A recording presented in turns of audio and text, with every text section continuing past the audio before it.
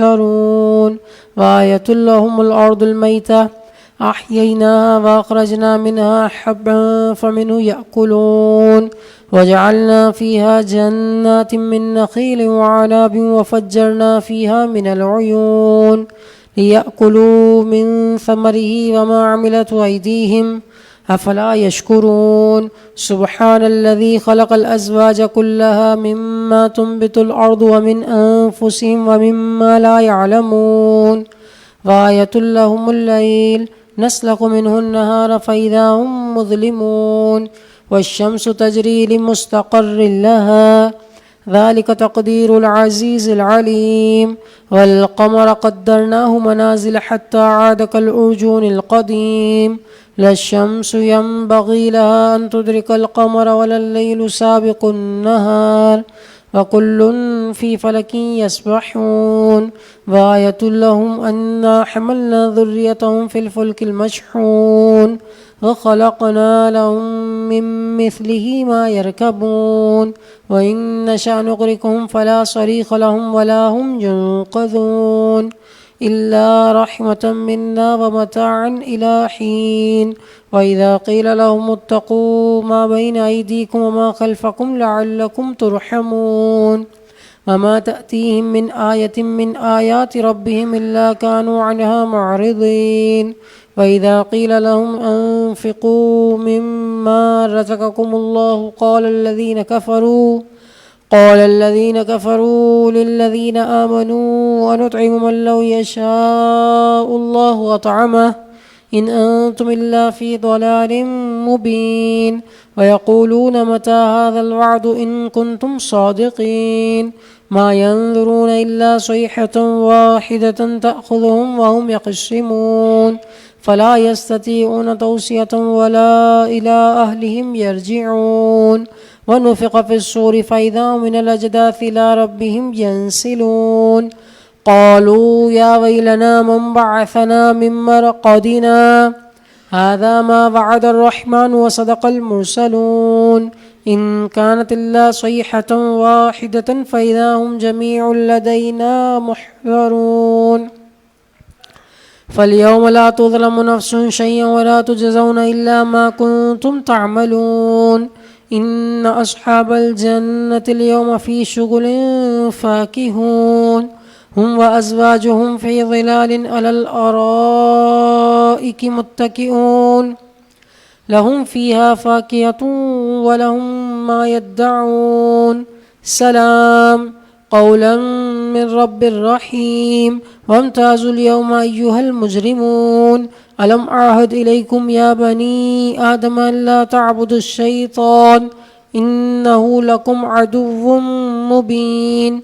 وأن اعبدوني هذا صراط مستقيم ولقد أضل منكم جبلا كثيرا أفلم تكونوا تعقلون هذه جهنم التي كنتم توعدون اصلوها اليوم بما كنتم تكفرون اليوم نختم على أفواههم وتكلمنا أيديهم وتشهد أرجلهم بما كانوا يكسبون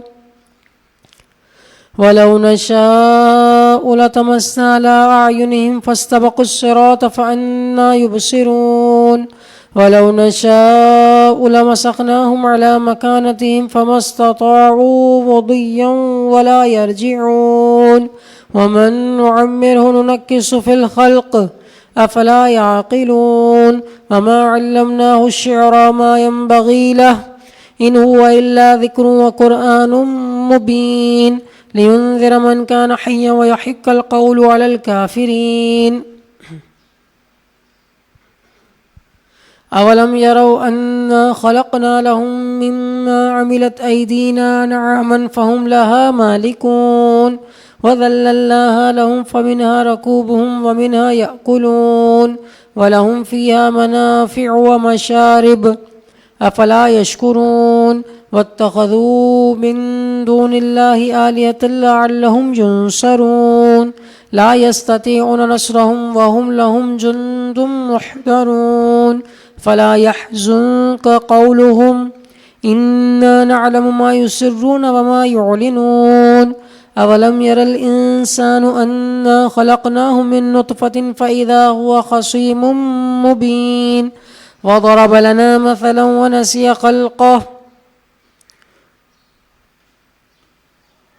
قال من يحيي العظام وهي رميم قل يحييها الذي أنشأها أول مرة وهو بكل خلق عليم الذي جعل لكم من الشجر الأخضر نارا فإذا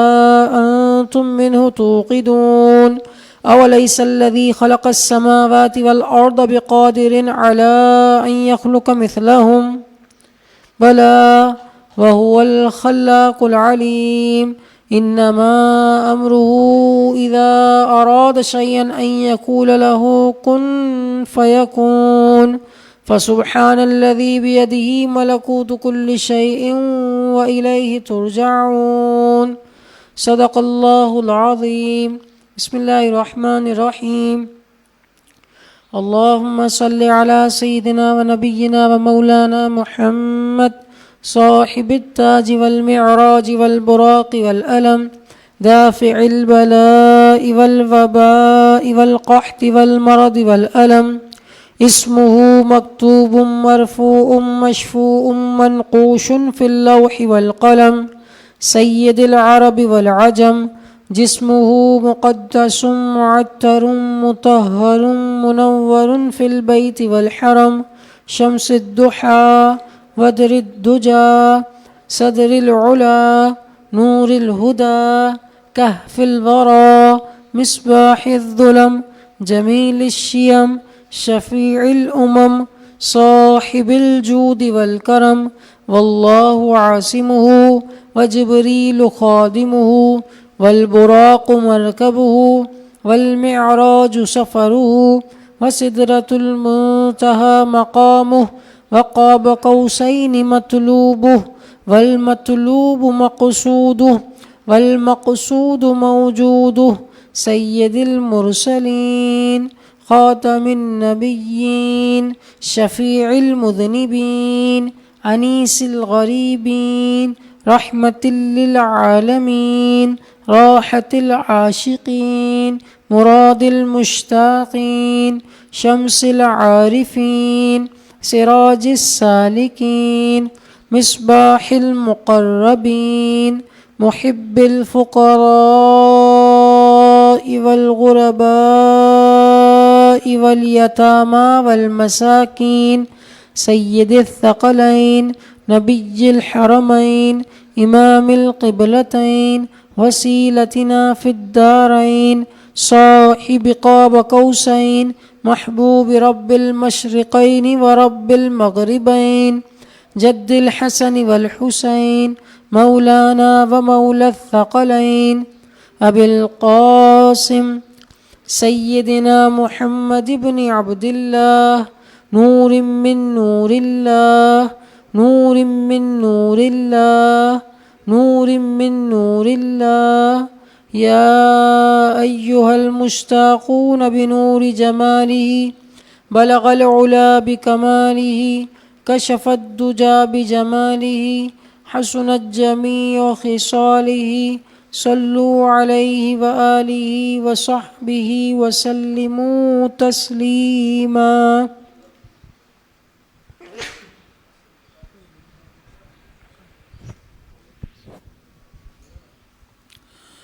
وہ نبی جو میرا بھلا کرے میری بخشش کی دعا کرے مجھے بھول جائے وہ حشر میں مجھے بھول جائے وہ حشر میں میرے دشمنوں کی یہ بھول ہے صلی اللہ علیہ یا رسول اللہ وسلم علیہ یا حبیب اللہ آج جو عیب کسی پر نہیں کھلنے دیتے، کب وہ چاہیں گے میری حشر میں رسوائی ہو، دل میں ہو یاد تیری گوشۂ تنہائی ہو، پھر تو خلوت میں عجب انجمن آرائی ہو، دل میں ہو یاد تیری گوشۂ تنہائی ہو، اس کی قسمت پہ فدا تخت شہی کی راحت، خاک طیبہ پہ جسے چین کی نیند آئی ہو، اس کی قسمت پہ فدا تخت شہی کی راحت، خاک طیبہ پہ جسے چین کی نیند آئی ہو، دل میں ہو یاد تیری گوشۂ تنہائی ہو، پھر تو خلوت میں عجب انجمن آرائی ہو، دل میں ہو یاد تیری گوشۂ تنہائی ہو، کبھی ایسا نہ ہوا ان کے کرم کے صدقے، کبھی ایسا نہ ہوا ان کے کرم کے صدقے، ہاتھ کے پھیلنے سے پہلے نہ بھیکائی ہو، دل میں ہو یاد تیری گوشۂ تنہائی ہو، آج جو عیب کسی پر نہیں کھلنے دیتے، کب وہ چاہیں گے میری حشر میں رسوائی ہو، دل میں ہو یاد تیری گوشۂ تنہائی ہو، پھر تو خلوت میں عجب انجمن آرائی ہو، دل میں ہو یاد تیری گوشۂ تنہائی ہو،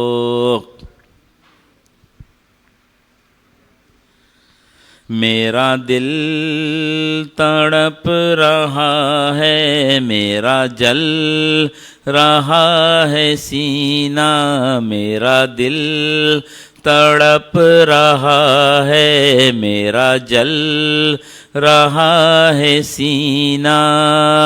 کہ دوا وہیں ملے گی، کہ دوا وہیں ملے گی، مجھے لے چلو مدینہ مدینہ، میرا دل تڑپ رہا ہے، میرا جل رہا ہے سینہ، انہی دونوں منزلوں کی میں حدوں میں کھو گیا ہوں، انہی دونوں منزلوں کی میں حدوں میں کھو گیا ہوں، کبھی رو برو ہے کعبہ، کبھی رو برو ہے کعبہ کبھی سامنے مدینہ مدینہ میرا دل تڑپ رہا ہے میرا جل رہا ہے سینہ مجھے دشمنوں نہ چھیڑو میرا ہے کوئی جہاں میں مجھے دشمنوں نہ چھیڑو میرا ہے کوئی جہاں میں ابھی پکار لوں گا میں ابھی پکار لوں گا نہیں دور ہے مدینہ مدینہ میرا دل تڑپ رہا ہے میرا جل رہا ہے سینہ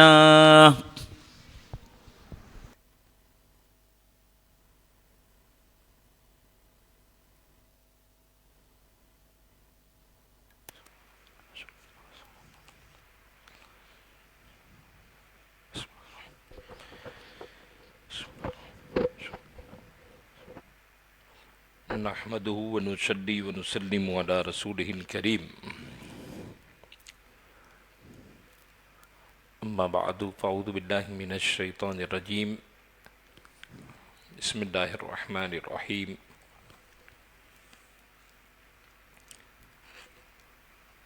اهدنا الصراط المستقيم صراط الذين أنعمت عليهم غير المغضوب عليهم ولا الضالين آمين وقال عز وجل في شان حبيبه إن الله وملائكته يصلون على النبي يا أيها الذين آمنوا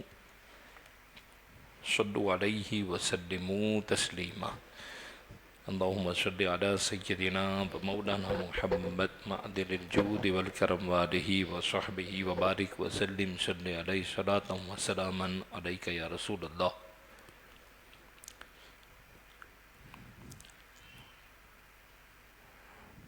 سورہ یونس کی 20 آیات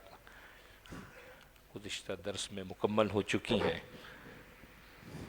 اور 21ویں آیت سے آج کا درس اس کی ابتدا ہے اللہ جل شانہ ارشاد فرماتا ہے اعوذ باللہ من الشیطان الرجیم بسم اللہ الرحمن الرحیم وَإِذَا أَذَقْنَا النَّاسَ رَحْمَةً مِّن بَعْدِ ضَرَّاءَ مَسَّتْهُمْ إِذَا لَهُمْ مَكْرٌ فِي آيَاتِنَا قُلِ اللَّهُ أَسْرَعُ مَكْرًا إِنَّ رُسُلَنَا يَكْتُبُونَ مَا تَمْكُرُونَ اللہ تبارک و تعالی ارشاد فرماتا ہے وَإِذَا أَذَقْنَا النَّاسَ رَحْمَةً اور جب کہ ہم آدمیوں کو رحمت کا مزہ دیتے ہیں من بعد ضراء مستہم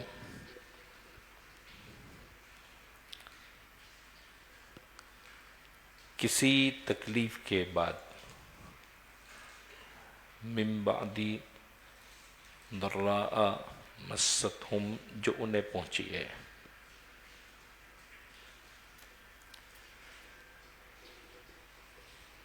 اذا لہم مکرٌ فی آیاتنا جبھی وہ ہماری آیتوں کے ساتھ داؤ چلتے ہیں قل تم فرما دو اللہ اسرع مکرا کہ اللہ کی خفیہ تدبیر سب سے جلد ہو جاتی ہے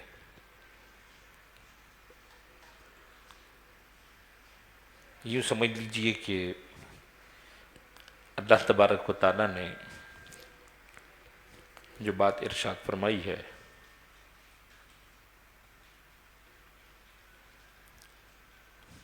وہ ان کافروں کی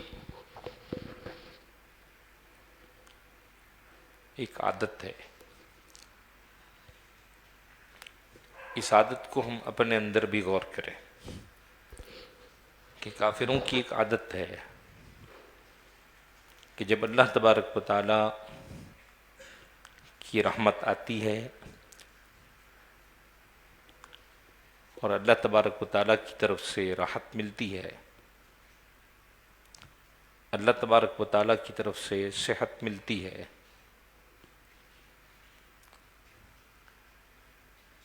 اور جب کہ ہم آدمیوں کو رحمت کا مدعا دیتے ہیں، رب نے فرمایا آدمیوں کو دیتے ہیں، مانا یہ کہ جو بھی لوگ ہیں ان کو رحمت کا مزہ مل جاتا ہے، لیکن کسی تکلیف کے بعد. تو بندوں کو جس وقت رحمت ملتی ہے، راحت ملتی ہے، اور اللہ تبارک و تعالیٰ کی طرف سے اس کو مزے مل جاتے ہیں، لیکن کب؟ جب کوئی تکلیف پہنچی ہوئی تھی، اور پہلے تکلیف ہو پھر راحت ہو، تو بندہ جو ہے یہ بھول جاتا ہے کہ اب اس راحت کے بعد پھر کوئی تکلیف آ سکتی ہے. بندہ یہ بھول جاتا ہے کہ اسے پھر تنگی آ سکتی ہے. بندہ بھول جاتا ہے کہ اسے پھر بیماری آ سکتی ہے. اور جب یہ بندہ بھول جائے، کسی تکلیف کے بعد راحت مل جائے، اور راحت مل جائے تو بندہ پھر کچھ داؤ پیچ چلتا ہے. رب کی آیتوں کے ساتھ فرمایا اذا لہم مکرن، جبھی تو وہ ہماری آیتوں کے ساتھ، فی آیاتنا، ہماری آیتوں کے ساتھ وہ داؤ چلتے ہیں. مطلب یہ ہو گیا کہ ان کے پھر داؤ دوسرے انداز کے ہوتے ہیں. جب وہ داؤ چلتے ہیں تو اللہ تبارک و تعالیٰ ارشاد فرماتا ہے قل، اے حبیب تم انہیں خبر دے دو، تم انہیں بتا دو، اللہ اسرع مکرا، کہ اللہ تبارک تعالیٰ کی خفیہ تدبیر سب سے جلدی ہو جاتی ہے. مطلب اس کا عذاب دیر نہیں کرتا. وہ داؤ کیا چلتے ہیں کہ قحط مسلط کیا گیا ان کے اوپر، 7 سال اس کے اندر گرفتار رہے، ہلاکت کے قریب پہنچ گئے تھے. پھر اللہ تبارک تعالیٰ نے بارش برسا دی، قحط دور ہو گیا، زمینیں سرسبز ہو گئیں. تو تکلیف اور راحت دونوں میں اللہ کی نشانیاں تھیں، اور تکلیف کے بعد یہ راحت بڑی عظیم نعمت تھی. اس پہ شکر ادا کرنے کی بجائے فساد اور کفر کی طرف لوٹتے چلے گئے. یہاں جو ایک بات ارشاد فرمائی ہے کہ یہ کوئی سازشیں کرنے لگتے ہیں، مطلب یہ فرمایا کہ ان کے مکر کی مثال کیا ہے کہ انسان سمندر میں کسی کشتی میں بیٹھ کر سفر کرتا ہے. یہ بڑی آسان سمجھانے کے لیے بات ارشاد فرمائی ہے. یہ اگلی بات جو آ رہی ہے کہ ایک انسان سمندر میں بیٹھ کے کشتی میں سفر کرتا ہے، کشتی میں یعنی بیٹھ کر وہ سمندر میں سفر کرتا ہے، اور ہوائیں اس کے موافق ہوتی ہیں. اب بندہ جس وقت سفر کرنا شروع کرتا ہے، بڑی اچھی ہوا بھی چل رہی ہے، کشتی بھی موزوں انداز میں چل رہی ہے، سمندر میں کوئی طغیانی نہیں ہے، بڑا خوش ہوتا ہے بندہ. اور خوش ہونے کے بعد جب اچانک سے اس پر کوئی تیز آندھی آ جائے اور اچانک سے اس پہ کوئی طوفانی لہر اٹھے، اب گرداب میں پھنس جاتا ہے بندہ. اچھی خاصی کشتی چل رہی تھی، اچھا خاصا سفر ہو رہا تھا، اور جب اچھا خاصا سفر ہو جائے اور بندہ جب تھوڑے سفر کے بعد بالکل بیچ میں اس پر طوفانی لہریں اٹھنے لگ جائیں، بیچ میں وہ گرداب میں پھنس جائے، اور اب اس کو یقین ہو گیا کہ بندہ ڈوب گیا، ابھی نہیں بچتا، تو آپ سوچئے کہ نجات کی بالکل امید ختم ہو جائے اور مایوسی کی بالکل کیفیت طاری ہو جائے، تو بندہ کیا کرتا ہے؟ بندہ کہتا ہے کہ کون ہے جو حقیقت میں بچا سکتا ہے؟ حقیقت میں کون بچائے گا؟ اتنی گرداب میں پھنسے ہوئے ہیں، اتنی کشتی طوفانوں کے اندر میں آ گئی ہوئی ہے، تو اب بندے کی نظر کہاں جاتی ہے؟ تو کہا بالکل ایسے ہی کہ بندے کی نظر سوائے رب کے کہیں اور نہیں جاتی، وہ صرف رب کو پکارتا ہے. کتنا بڑا کافر ہو، کٹر سے کٹر مشرک بھی، اس وقت اللہ کے سوا کسی کو نہیں پکارتا. اور مشرک تو پھر شرک کرتے ہیں نا، کافر پھر کفر کرتا ہے. دہریے جو ہوتے ہیں نا، ان کے منہ سے بھی کبھی پتھر پہ ٹھوکر لگ جائے نا ان کی، تو منہ سے نکلتا ہے اللہ، بندے کے منہ سے نکلتا ہے اللہ، یعنی وہ خدا کی ذات کو مانتا ہی نہیں کہ خدا ہے، اس کے منہ سے بھی اللہ نکلتا ہے. تو کہ ایسے وقت کے اندر میں کسی اور چیز کی طرف، کسی اور ذات کی طرف توجہ نہیں جاتی بندے کی، صرف اللہ. کسی اور سے دعا نہیں کرتا، تمام مخلوق سے امیدیں منقطع ہو چکی ہیں، صرف اس کی توجہ، اس کی فریاد صرف اسی پہ جاتی ہے. یہاں پہ ایک بات اور کہ یہ آیت مبارکہ جو نازل ہوئی تھی، فتح مکہ ہوا تو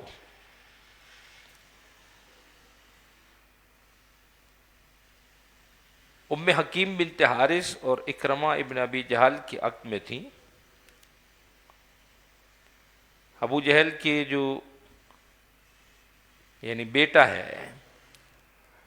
لیکن وہ ایمان لے کے آئے، میں بھی بتاتا ہوں ابھی. اکرمہ ابن ابی جہل تو کہتے ہیں کہ فتح مکہ کے دن ام حکیم بنت حارث جو ہیں یہ تو اسلام لے آئیں، اور اکرمہ وہاں سے بھاگ گئے تھے. ایک کشتی میں بیٹھے، کشتی طوفان میں پھنس گئی. کہتے ہیں جدہ چلے گئے، جدہ کے ساحل پہ، وہاں سے یہ کشتی میں بیٹھے تو کشتی طوفان میں پھنس گئی. پہلے انہوں نے جو ہو سکتا تھا کہ ابھی طوفان کے اندر جا رہی ہے تو لات اور منات اس کو پکار لیا، بتوں کو پکارتے رہے شروع. تو کشتی والوں نے کہا کہ طوفان میں جب تک اخلاص کے ساتھ اللہ تعالیٰ کو نہ پکارا جائے کوئی فائدہ نہیں. اخلاص کے ساتھ رب کو نہ پکارا جائے کوئی فائدہ نہیں. اللہ کے سوائے اس طوفان سے کوئی نجات نہیں دے سکتا. تو حضرت اکرمہ کی آنکھ کھل گئی، مانا یہ کہ ان کو سمجھ آ گئی، اور انہوں نے دل میں سوچا کہ اگر سمندر میں صرف اللہ فریاد کو سنتا ہے تو خشکی میں بھی اس کے سوا کوئی کام نہیں آ سکتا. میں وہاں سے بھاگا ہوں، حضور علیہ الصلوۃ والسلام نے جن کے قتل کا حکم دیا تھا کہ فتح مکہ کے دن عام معافی ہے لیکن چند افراد ان کو قتل کر دیا جائے. ان میں ایک اکرمہ بھی تھے، یہ پھر وہاں سے بھاگے تھے. ان کی زوجہ تو ایمان لے کے آ گئی تھیں، لیکن یہ وہاں سے بھاگ کے چلے گئے تھے. لیکن ان کو اس کشتی نے آنکھ کھول دی. جب انہوں نے پکارا اور اللہ کی قسم کھائی کہ اگر اللہ نے مجھے اس طوفان سے بچا لیا تو میں پھر سیدھا حضور کی بارگاہ میں جا کے اسلام قبول کر لوں گا. پھر انہوں نے ایسا ہی کیا.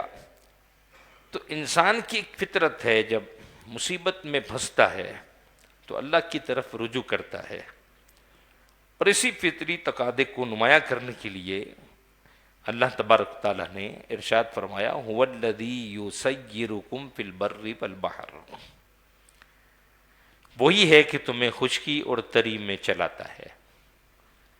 سیر کراتا ہے، چلاتا ہے، خشکی میں بھی تری میں بھی چلاتا ہے، اور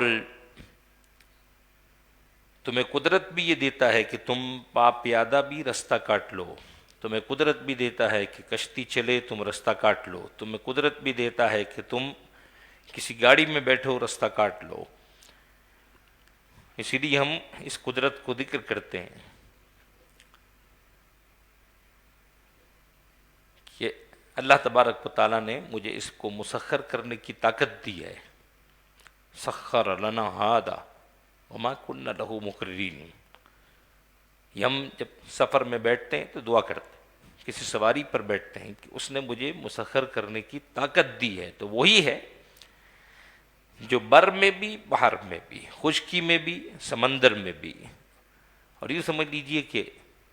بحر و بر کے ایک لفظ تو عموماً بولے جاتے ہیں نا، یہ فضا میں بھی تمہیں مسخر کرنے کی طاقت عطا فرماتا ہے، یعنی اللہ تبارک و تعالی ہے کہ جو تمہیں چلاتا ہے خشکی اور تری میں، حتیٰ اذا کنتم فی الفلک، یہاں تک کہ جب تم کشتی میں ہو، وجرین بہم بریح طیبہ، اور اچھی ہوا اسے انہیں لے کر چلتی ہے، ریح طیبہ لے کر چلتی ہے، وفرحوا بہا، اس پر وہ خوش ہوئے، جاءتھا ریح عاصف، جب وہ اس پر خوش ہوئے تو ان پر ایک اور ہوا چل پڑی، آندھی کا جھونکا آ گیا، ریح عاصف جس کو کہا جاتا ہے، عین کے ساتھ ریح عاصف کا ایک آندھی کا جھونکا ان پر آ گیا، وجاءہم الموج، اور ہر طرف سے لہروں نے انہیں گھیر لیا، من کل مکان، ہر طرف سے گھیرا ہوا، ہر جگہ سے گھیرا ہوا ہے، ظنوا انہم احیط بہم، اور وہ سمجھ چکے کہ ہم گھیر لیے گئے، ہم پھنسا دیے گئے، ہمارا احاطہ کر لیا گیا، احیط بہم، تو پھر دعاوا اللہ مخلصین لہ الدین، اس وقت وہ اللہ کو پکارتے ہیں خالص اس کے بندے ہو کر، اللہ کو پکارتے ہیں خالص اس کے بندے ہو کر، پھر دعا کرتے ہیں لئن انجیتنا من ھذہ لنکونن من الشاکرین، کہ اگر تو ہمیں اس سے بچا لے گا، لنکونن من الشاکرین، تو ہم ضرور شکر گزار ہو جائیں گے۔ تو بندے کوئی تکلیف میں پھنستے ہوئے رب کی یاد آتی ہے، ہمارا بھی یہی حال ہے، ہمارا بھی یہی حال ہے، جب تک مشکل میں نہیں پھنستے بڑے مزے سے چلے جاتے ہیں، کوئی یاد نہیں آتی۔ عموماً آپ دیکھیے مسجدیں آپ کو بھری ہوئی نہیں ملتی، عموماً ایسا ہوتا ہے، اور جس وقت بندہ پھنستا ہے نا تو اس وقت رات کو بھی اٹھتا ہے، جب بندہ پھنستا ہے تو رات کو بھی اٹھتا ہے، اسے تہجد بھی سوچتی ہے، اسے اور نوافل بھی سوچتے ہیں، پھر اسے صدقہ بھی سوچتا ہے،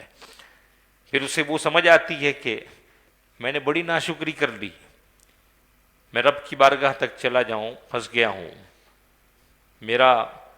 فلاں سفر مشکل میں آ گیا، میرا فلاں کام مشکل میں آ گیا، میرا اچھا خاصا رزق مشکل میں آ گیا، پھر استغفار کی سوچتی ہے، پھر پوچھتے ہیں کہ بتائیے اب کیا طریقہ کار ہو سکتا ہے، پھر قرآن کی طرف بندہ توجہ کرتا ہے، پھر پیران اعظام کی طرف توجہ کرتا ہے کہ اب مجھے رب کی راہ سجائیے، میں بہت ناشکرا ہو چکا، بہت مشکل میں پھنس چکا۔ لیکن یہ ہوتا ہے کہ اللہ تبارک و تعالیٰ نے جب انہیں نجات دے دی تو یہ تو صحابیت ان کی نصیب میں لکھی ہوئی تھی. حضور علیہ السلام نے کہا تھا ابو جہل کے لیے بھی کہ آگے اولادیں ان کی آ رہی ہیں، ان کی اولادیں آ رہی ہیں جو مسلمان ہو جائیں گی، اسلام لے کر آ جائیں گی. اس لیے بہت مرتبہ آپ نے ان کو ایسے چھوڑ دیا تھا، عام طور پہ ایسے نہیں مار دیا جب تک کہ جنگ نہیں ہوئی، ایسے نہیں کہہ دیا کہ اس کو ایسے ہی قتل کر دو، بس اولادیں آ رہی ہیں. حضور علیہ السلام نے فرمایا کہ اس دین کی راہ میں جتنا میں ستایا گیا کوئی بھی نہیں ستایا گیا. تو ان کی اولادیں آ کر آپ طائف کے اندر دیکھیے حضور علیہ الصلوۃ والسلام کی جو انہوں نے کام کیے تھے. فرشتے نے آ کر کہا کہ آپ کہیں بستی الٹ دوں، آپ کہیں پہاڑ ان پر ڈھا دوں.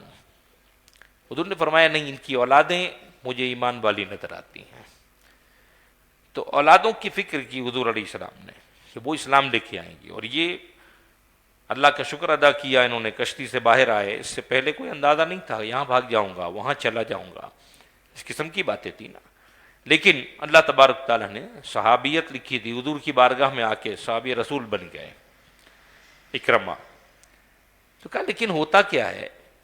عموماً یہ ہوتا ہے کہ بندہ جب پھر نکل آئے نا کسی مشکل سے تو پھر اس کی عادت ہوتی ہے کہ پھر کوئی نہ کوئی کام کر جائے کہ ابھی تو نکل گیا ہوں نا، ابھی بچ گیا ہوں، اب پھر ایسے نہیں جاؤں گا، پھر یوں نہیں کروں گا، اچھا میں پھر توجہ بھی رکھوں گا. اس کی توجہ پھر اس جگہ سے ہٹ جاتی ہے دوبارہ. اور رب تبارک و تعالیٰ اسے جب راہ دے دیتا ہے تو کہتے ہیں کیا کرتا ہے بندہ. فرمایا فلما انجاہم اذا ہم یبغون فی الارض بغیر الحق. پھر جب اللہ نے انہیں بچا لیا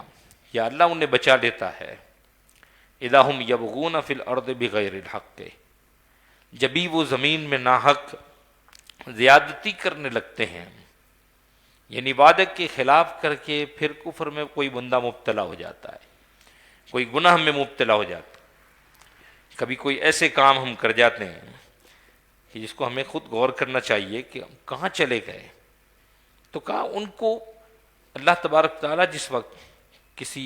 بھنور سے نکال لے، کسی گرداب سے اس کو باہر کر دے، کسی مشکل سے اس کو نجات دے دے، کسی سفر میں اس کو پار لگا دے، کسی منزل پہ اس کو پہنچا دے، تو بندے کو چاہیے کہ اللہ کا شکر ادا کرے. لیکن بندے کی طبیعت کیا ہے، تھوڑے دن کی ہے، بس اس کے بعد پھر یہ ایک پلٹ کھاتا ہے اور پھر اس کی طرف چلا جاتا ہے جو گناہ ہے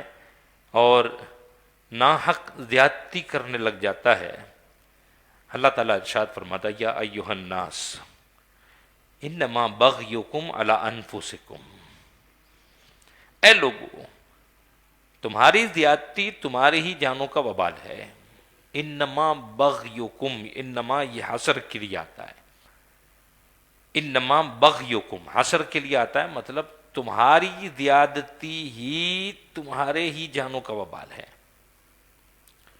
کوئی چیز اور تمہاری جانوں کا وبال نہیں بنتی.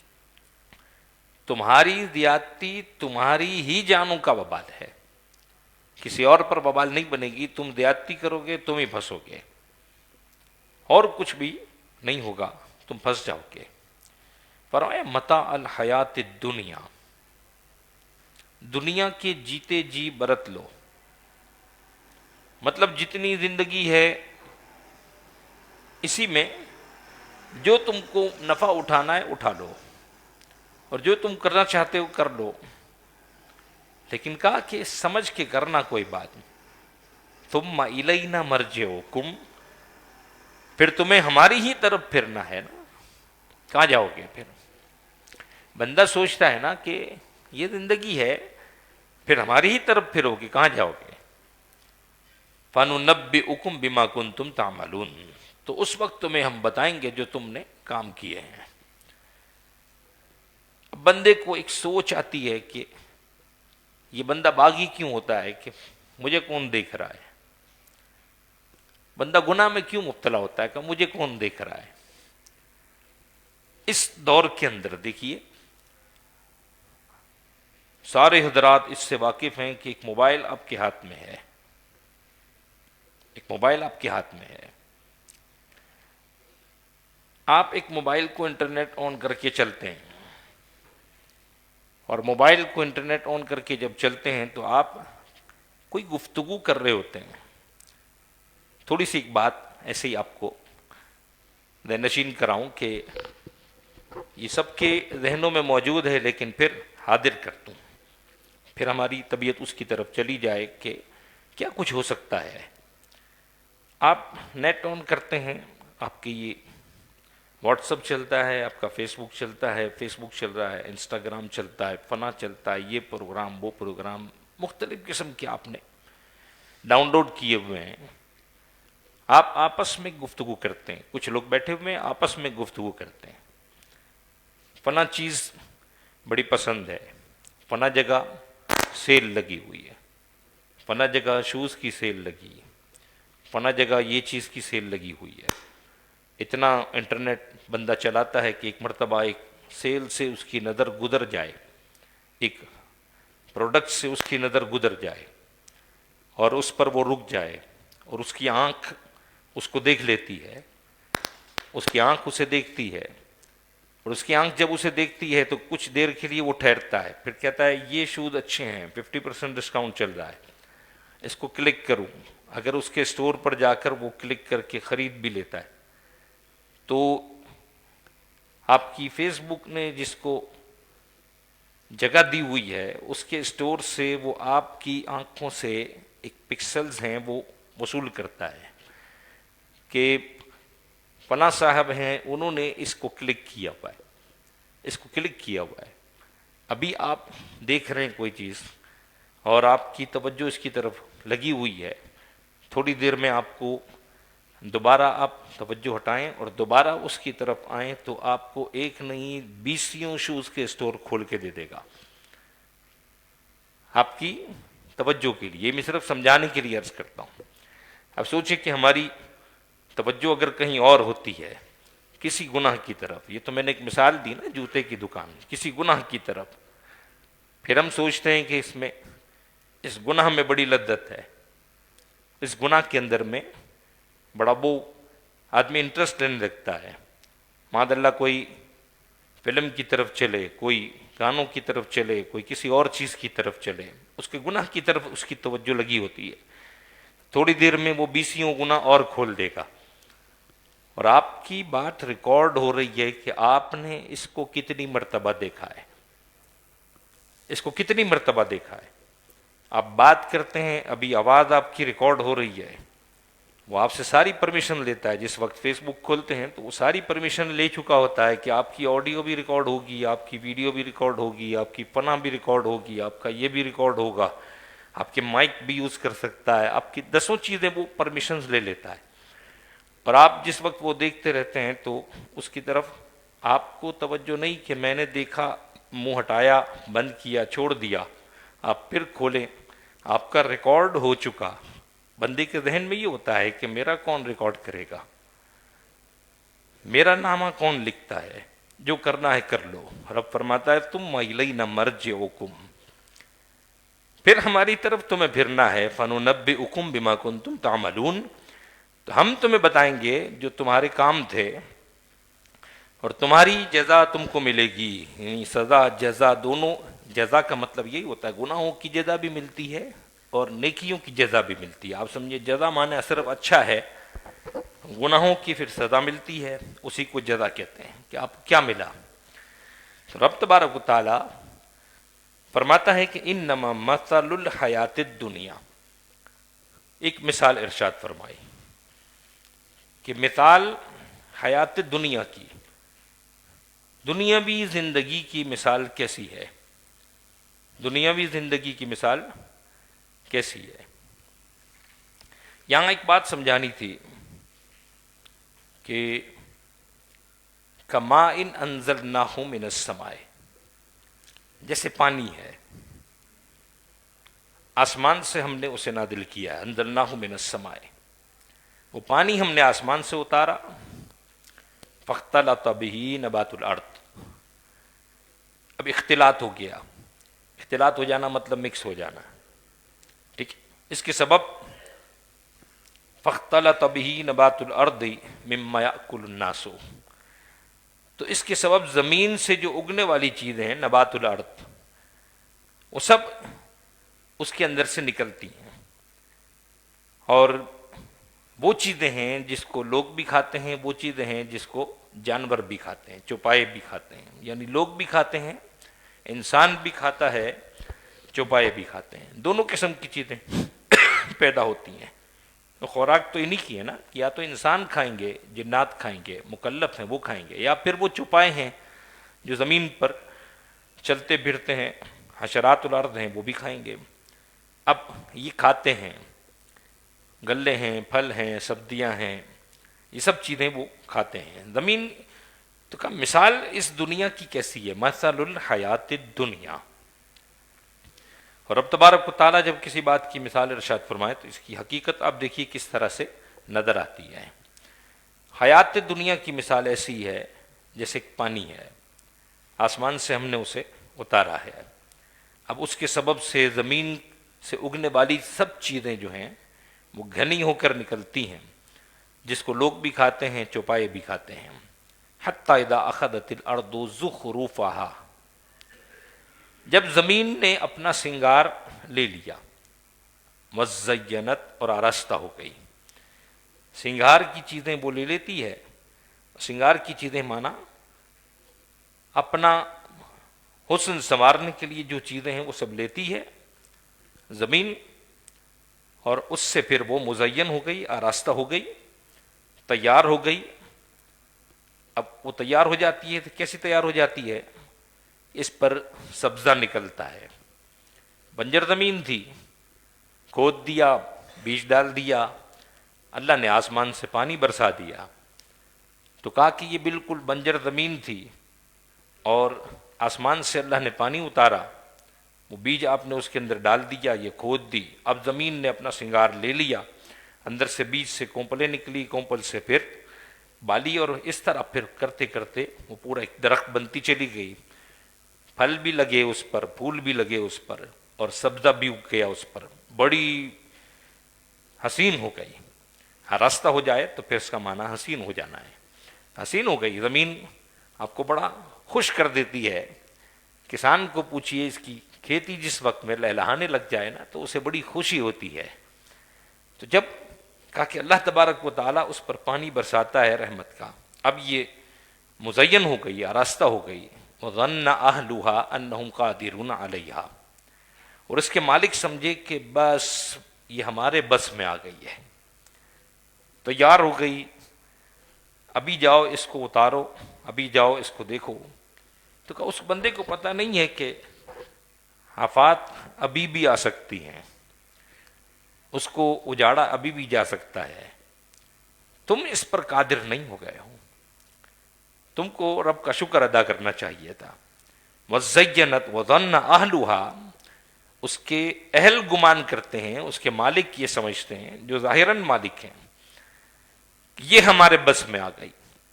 یعنی کھیتی تیار ہو گئی۔ اب ایسے وقت میں اس کو بڑا وہ خوش بھی ہوتا ہے، پھر کبھی رب کو بھول بھی جاتا ہے، کہتا ہے میری محنت رنگ لائی ہے، میں نے اس کے اندر یوں کیا تھا، میری محنت رنگ۔ کوشش بندہ کر سکتا ہے، کسب بندہ کر سکتا ہے، دینا نہ دینا یہ اس کی مرضی ہے۔ بندہ کبھی کام پہ بھی نکلے نا، کبھی رزق پہ میں گفتگو کر رہا تھا تو میں نے کہا کہ رب تبارک و تعالیٰ نے سب کے رزق کا ذمہ لیا ہے، لیکن وہ خود ارشاد فرماتا ہے کہ کتنے ایسے جانور ہیں کہ اپنا رزق کاندھوں پر لیے پھرتے ہیں، سوائے انسان کے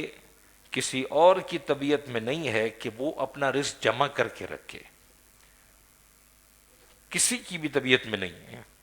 کہ اپنا رزق جمع کر کے رکھے سوائے انسان کے۔ تو لا تحمل رزقھا، وہ اپنا رزق اٹھا کر نہیں چلتے ہیں،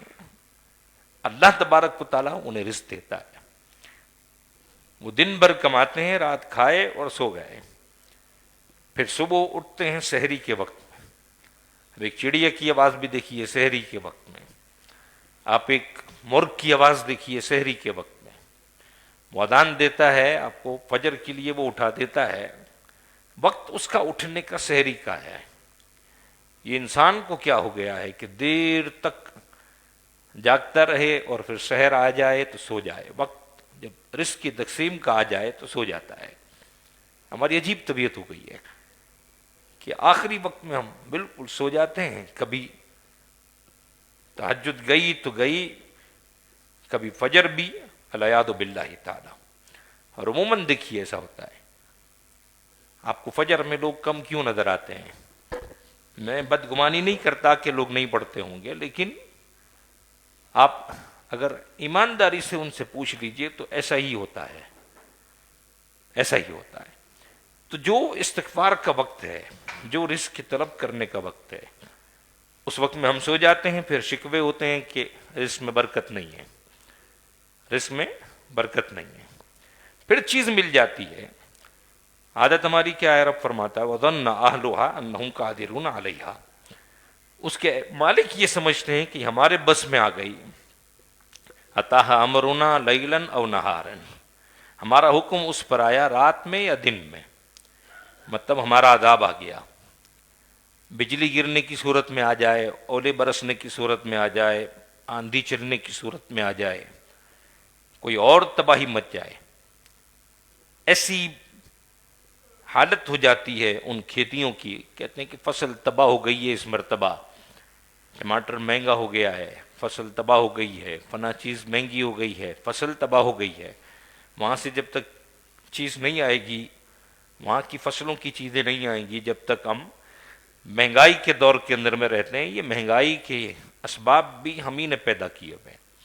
جس کا شکوہ ہم کرتے ہیں اس کے اسباب بھی ہم ہی نے پیدا کیے ہوئے ہیں. ناشکری ہماری بڑھتی چلی جاتی ہے،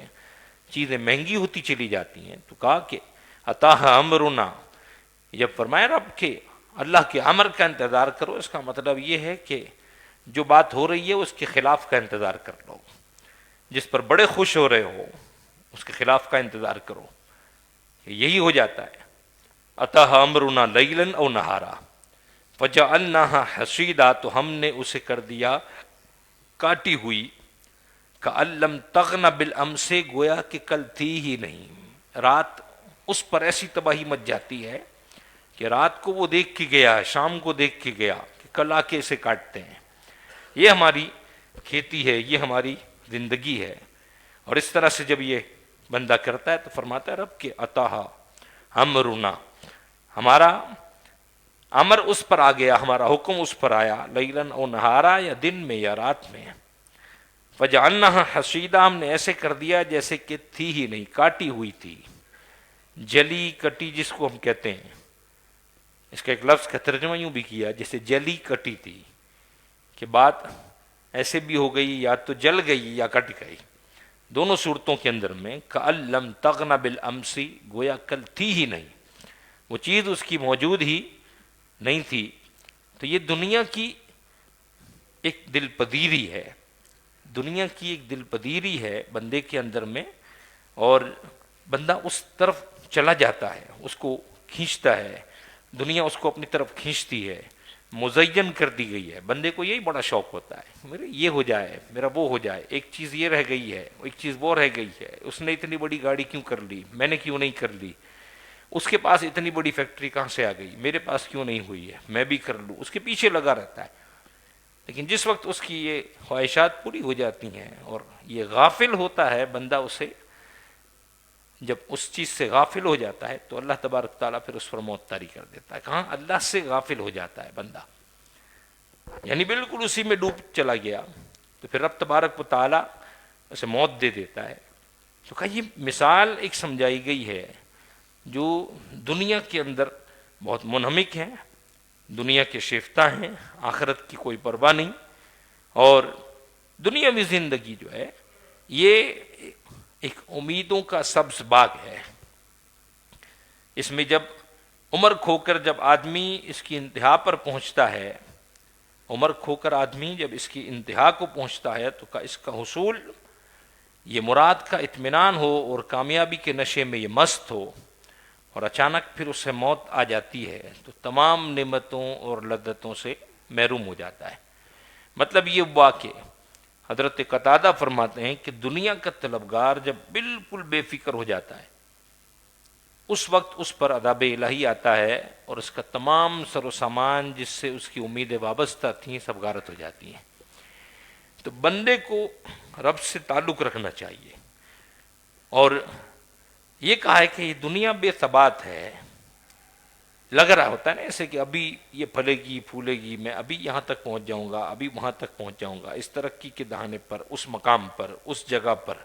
لیکن اس سے کوئی فائدہ حاصل نہیں کر پاتا۔ وہ عمر اسی کے اندر گزار دیتا ہے، جب یہ چیزیں ہاتھ میں آتی ہیں تو اس سے کوئی فائدہ حاصل نہیں کر پاتا، کوئی بھی چیز اس کے ہاتھ میں نہیں رہتی۔ وہ سمجھتا ہے شاید کہ میری اولاد اس سے فائدہ اٹھائے گی، میری بچے اس سے فائدہ اٹھائیں گے، میں نے اپنے آپ کو فنا کیا ہوا ہے، لیکن رب سے غافل ہو کر اپنی آخرت برباد کر دیتا ہے۔ تو ہم دعا یہ کرتے ہیں، ایک تفسیر کے اندر میں یہ کہا کہ جب کسی برے آدمی کے ہاتھ میں دنیا لگ جاتی ہے نا،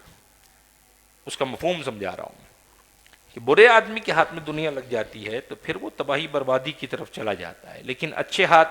ہاتھ میں چڑھ جائے دنیا، اس کو پھر وہ بہتر طریقے سے استعمال کرتا ہے، بہتر طریقے سے استعمال کرتا ہے۔ اب کسی کو منع نہیں کیا گیا کہ آپ مال جمع نہ کریں، انسان کو یہ نہیں کہا گیا کہ تم آئندہ کی فکر نہ کر، اگلے ماہ کا ذخیرہ نہ کر، ہے لیکن ایک طریقہ کار ہے کہ توکل بھی سکھایا گیا ہے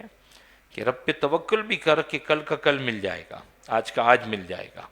آج کا جب اس نے دیا ہے تو کل کا کل بھی دے گا،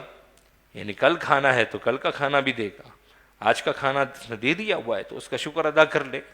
اور جب تم شکر ادا کرو گے تو اللہ تبارک تعالیٰ نعمتیں بڑھا دے گا۔ تو یہی فرمایا مفسرین نے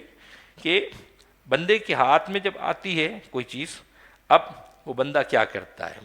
یہاں یہ بات سمجھائی ایک اور کہ بندہ اسباب کی طرف توجہ کرتا ہے نا، اسباب کی طرف جو افعال کی ایک نسبت ہوتی ہے۔ اب کافروں کا طریقہ کار کیا رہا ہے اور مسلمانوں کا طریقہ کار کیا ہے؟ ہم یہ کہتے ہیں کہ مثالوں میں پڑھتے ہیں، اور تفسیر میں بھی یہ لکھا ہوا کہ ہم یہ پڑھتے ہیں کہ کافر جس وقت یہ کہتا ہے کہ موسم بہار نے سبزیاں اگائی ہیں، یہاں ایک مسئلے کو سمجھے ایسے ہی، آپ کہیں ہم کہتے ہیں اللہ تبارک تعالیٰ نے ہی کیا ہے، تو کسی اور کی طرف نسبت بالکل بھی نہیں کر سکتے۔ بعض لوگ اتنی حد تک ہو جاتے ہیں کہ وہ کہتے ہیں کہ آپ کسی اور کی طرف نسبت کر ہی نہیں سکتے۔ ہم یہ کہتے ہیں کہ بہار نے سبزہ اگا دیا۔ مفسر فرماتے ہیں کہ چونکہ کافر کی توجہ اس طرف لگی ہوئی ہے کہ کافر یہ سمجھتا ہے کہ بہار ہی سبزہ اگاتی ہے، مسلمان جب یہ کہتا ہے کہ بہار نے سبزہ اگایا ہوا ہے تو اسے پتا ہے کہ بہار رب نے بھیجی ہے، رب نے سبزہ اگا دیا ہے، ایسا ہی ہے نا۔ تو یہ ذرا ایک مسئلہ سارا ذہن میں بھی رکھیں۔ ہم کہتے ہیں نا کہ بھائی داتا صاحب کے صدقے میں ملا، ہم کہتے داتا صاحب کے صدقے میں ملا، حضور غوث پاک کے صدقے میں ملا، میرے پیر و مرشد کے صدقے میں ملا، حضور پاک کے صدقے میں ملا۔ معنی یہ ہے کہ مسلمان جب یہ کہتا ہے تو سمجھتا ہے کہ حضور پاک کے صدقے میں ملا، دیتا رب ہی ہے، دیتا رب ہی ہے۔ یہ لوگوں کے ذہن میں ذرا ایک بات، کافر جب یہ کہے گا نا کہ بہار نے سبزہ اگایا، بارش نے سبزہ اگا دیا، یا فلاں چیز کی وجہ سے یہ ہو گیا، تو وہ اس کو مؤثر حقیقی سمجھتا ہے، اس لیے اس کا جملہ کفر ہے۔ اس کا جملہ اس لیے کفر ہے کہ وہ رب کو مانتا ہی نہیں، وہ کہتا ہے بہار ہی سبزہ اگاتی ہے، بارش ہی سبزہ اگاتی ہے، یا فلاں چیز کے صدقے میں فلاں چیز کے اس میں یہ ہو گیا، دوائی ہی زہر مارتی ہے، دوائی ہی شفا دیتی ہے، تو یہ دوائی کو مؤثر حقیقی مانتا ہے۔ یعنی اسی لیے یہ ہندوؤں نے 5000 خدا گڑھ لیے، اس کا یوں، اس کا وہ، فلاں، یہ اتنے منہ والا، اتنے سونڈوں والا، اتنے ہاتھوں والا، تو یہ کالی سیدھی سب جتنی بھی جو بھی کرنی ہوتی ہے وہ انہوں نے اس طرح سے کرنا، تو وہ اس کو مؤثر حقیقی مانتے ہیں کہ یہ کرتے ہیں۔ یا پھر ان کی توجہ اس پر ہوتی ہے کہ وہ پتھروں کو خدا بناتے ہیں، تو وہ کہتے ہیں کہ وہ شفیع ہیں۔ تو یہ باطل فرقے جتنے بھی ہیں یہ مسلمانوں پر، اہل سنت پر بھی یہ تان کرتے ہیں کہ وہ بتوں سے مانگتے ہیں، تم اللہ کے دوستوں سے مانگتے ہو۔ بات سمجھ رہے ہیں؟ تو دونوں کو ذرا سمجھنا ہے کہ بت کو رب نے اختیار دیا ہی نہیں، کسی کام کرنے کا بت کو رب نے اختیار دیا ہی نہیں، شفاعت کا اختیار بھی نہیں، وہ کہیں ہمارے شفیع ہیں پتھر، ہمارے ہاتھ کے بنائے ہوئے بت یہ ہمارے شفیع ہو جائیں گے رب کی بارگاہ میں، تو وہ شفیع نہیں ہو سکتے کیونکہ رب نے ان کو اختیار دیا ہی نہیں۔ ہمارا عقیدہ یہ ہے کہ انبیاء اور اولیاء یہ شفاعت کریں گے، شفاعت کرنے کا حق اللہ تبارک و تعالیٰ نے انہیں دیا ہے، دنیا میں بھی آخرت میں بھی شفاعت کریں گے، لیکن ہم انہیں مؤثر حقیقی نہیں مانتے، ہم کہتے ہیں جب تک رب کا حکم نہ ہو یہ بھی کوئی کام نہیں کرتے، جب تک رب کا حکم نہ ہو یہ کوئی کام نہیں کرتے۔ بعض مرتبہ ایسا بھی ہوتا ہے کہ وہ آپ کسی بڑے بزرگ سے کہیں کہ وہ ہمارے لیے دعا کر دے، تو رب تبارک و تعالیٰ ان کے دلوں میں یہ بات ڈال دیتا ہے کہ اس کا یہ کام نہیں کرنا، تیری دعا رد نہیں ہو سکتی، اس لیے اس کے لیے دعا نہ کرنا، ابھی دعا سے روک دیا جاتا ہے کہ تیری دعا رد نہیں کرتا میں، تو اس کے لیے دعا نہ کر، اس لیے کہ تو دعا کرے گا تو مجھے قبول کرنی ہوگی، اور میں نے یہ کرنا نہیں ہے، میں نے تجھے خبر دے دی ہوئی ہے۔ تو اس لیے کبھی کبھی ہمارے کام آپ کہیں یار ان سے پناہ کام نہیں ہو سکتا، یوں نہیں ہو سکتا۔ اس وقت فلسطین کے حالات دیکھتے ہیں، غزہ کے حالات دیکھتے ہیں، آپ کہیں اتنی دعائیں، لیکن آپ بزرگوں سے ملیں اور ان سے پوچھیں کہ حضرت کیا ہو رہا ہے۔ میں آپ سے ایسے ہی ایک بات شیئر کرتا ہوں، حضرت کیا ہو رہا ہے، تو کہتے ہیں ہم کوئی اس کو دوسرے انداز میں دیکھتے ہیں، شہادتیں لکھی ہوئی ہیں، ان کی شہادتیں ہو رہی ہیں، ہم اس جنگ کو دوسرے انداز میں دیکھتے ہیں، ابھی روکا ہوا ہے۔ اب دیکھیے کہ ظاہر میں وہ دعا کر دیتے ہیں، لیکن ایک دعا جو ان کی ہوتی ہے کہ مولا تو کام کر دے۔ جس وقت بغداد شریف کے اندر میں حالات خراب تھے، اور بغداد شریف کے اندر میں وہاں پر عراق کے اندر میں بمباری ہو رہی تھی، اس وقت کے ایک بزرگ ہیں، انہوں نے کہا کہ ہم گئے اس وقت بغداد شریف کے اندر میں، حالات اس وقت پڑھنے کے لیے گئے تھے، تو کہا وہاں پہ ایک شخص کے پاس ہمیں لے جایا گیا، کہا کہ آئیے ہم دکھاتے ہیں آپ کو۔ انہوں نے یہ کہا تھا کہ پڑھنے کے لیے ایک صاحب گئے تھے، انہوں نے کہا کہ یہاں پہ اللہ کا کوئی ولی نہیں ہے، میں نے اللہ کا کوئی ولی نہیں دیکھا۔ تو وہ جو بزرگوار ساتھ تھے نا، کہتے ہیں کہ چلو ساتھ میں تمہیں دکھاتا ہوں، اللہ کا ولی نہیں دیکھا۔ بزرگ غوث پاک کے مزار پہ لے گئے تو کہا یہ کہتا ہے اللہ کا ولی نہیں دیکھا۔ تو انہوں نے بات کہی کہ اسے اللہ کا ولی کہاں سے نظر آئے گا، ولی کو ولی پہچانتا ہے، اس کی آنکھ بند پڑی ہوئی ہے، اسے اللہ کا ولی کیسے نظر آئے گا۔ وہ اسے ایک جگہ لے گئے، ایک جگہ لے گئے، تو میں ایسے ہی وہ آج کل جنگوں کی کلپ چلتی ہیں، تو میں نے دیکھا کہ بش کو جوتے پڑ رہے ہیں، صدر بش کو جوتے پڑ رہے ہیں، یہ کلپیں بھی چل رہی ہیں ساتھ میں۔ تو ایک بات سمجھنے کے لیے صرف میں نے عرض کی کہ وہ اس ایک جگہ پہ لے گئے، ایک بزرگ بیٹھے ہوئے تھے ایک ہوٹل کے دالان کے اندر میں، اور جو ہوٹل کا سین ہوتا ہے یا ہوٹل کا کاؤنٹر ہوتا ہے اس ایریا کے اندر میں، وہاں لے گئے۔ بزرگ نے ایسے ہی وہ ٹی وی کو آن کیا اور دیکھا کہ صدر بش چائے پیتے ہوئے گر گیا۔ انہوں نے یہاں سے لات ماری، یہ بش ہے، یہ بش ہے جس نے بغداد پہ حملہ کیا ہے۔ انہوں نے ایسے ہی پاؤں اچھالا، وہ بش ادھر گرا ہے،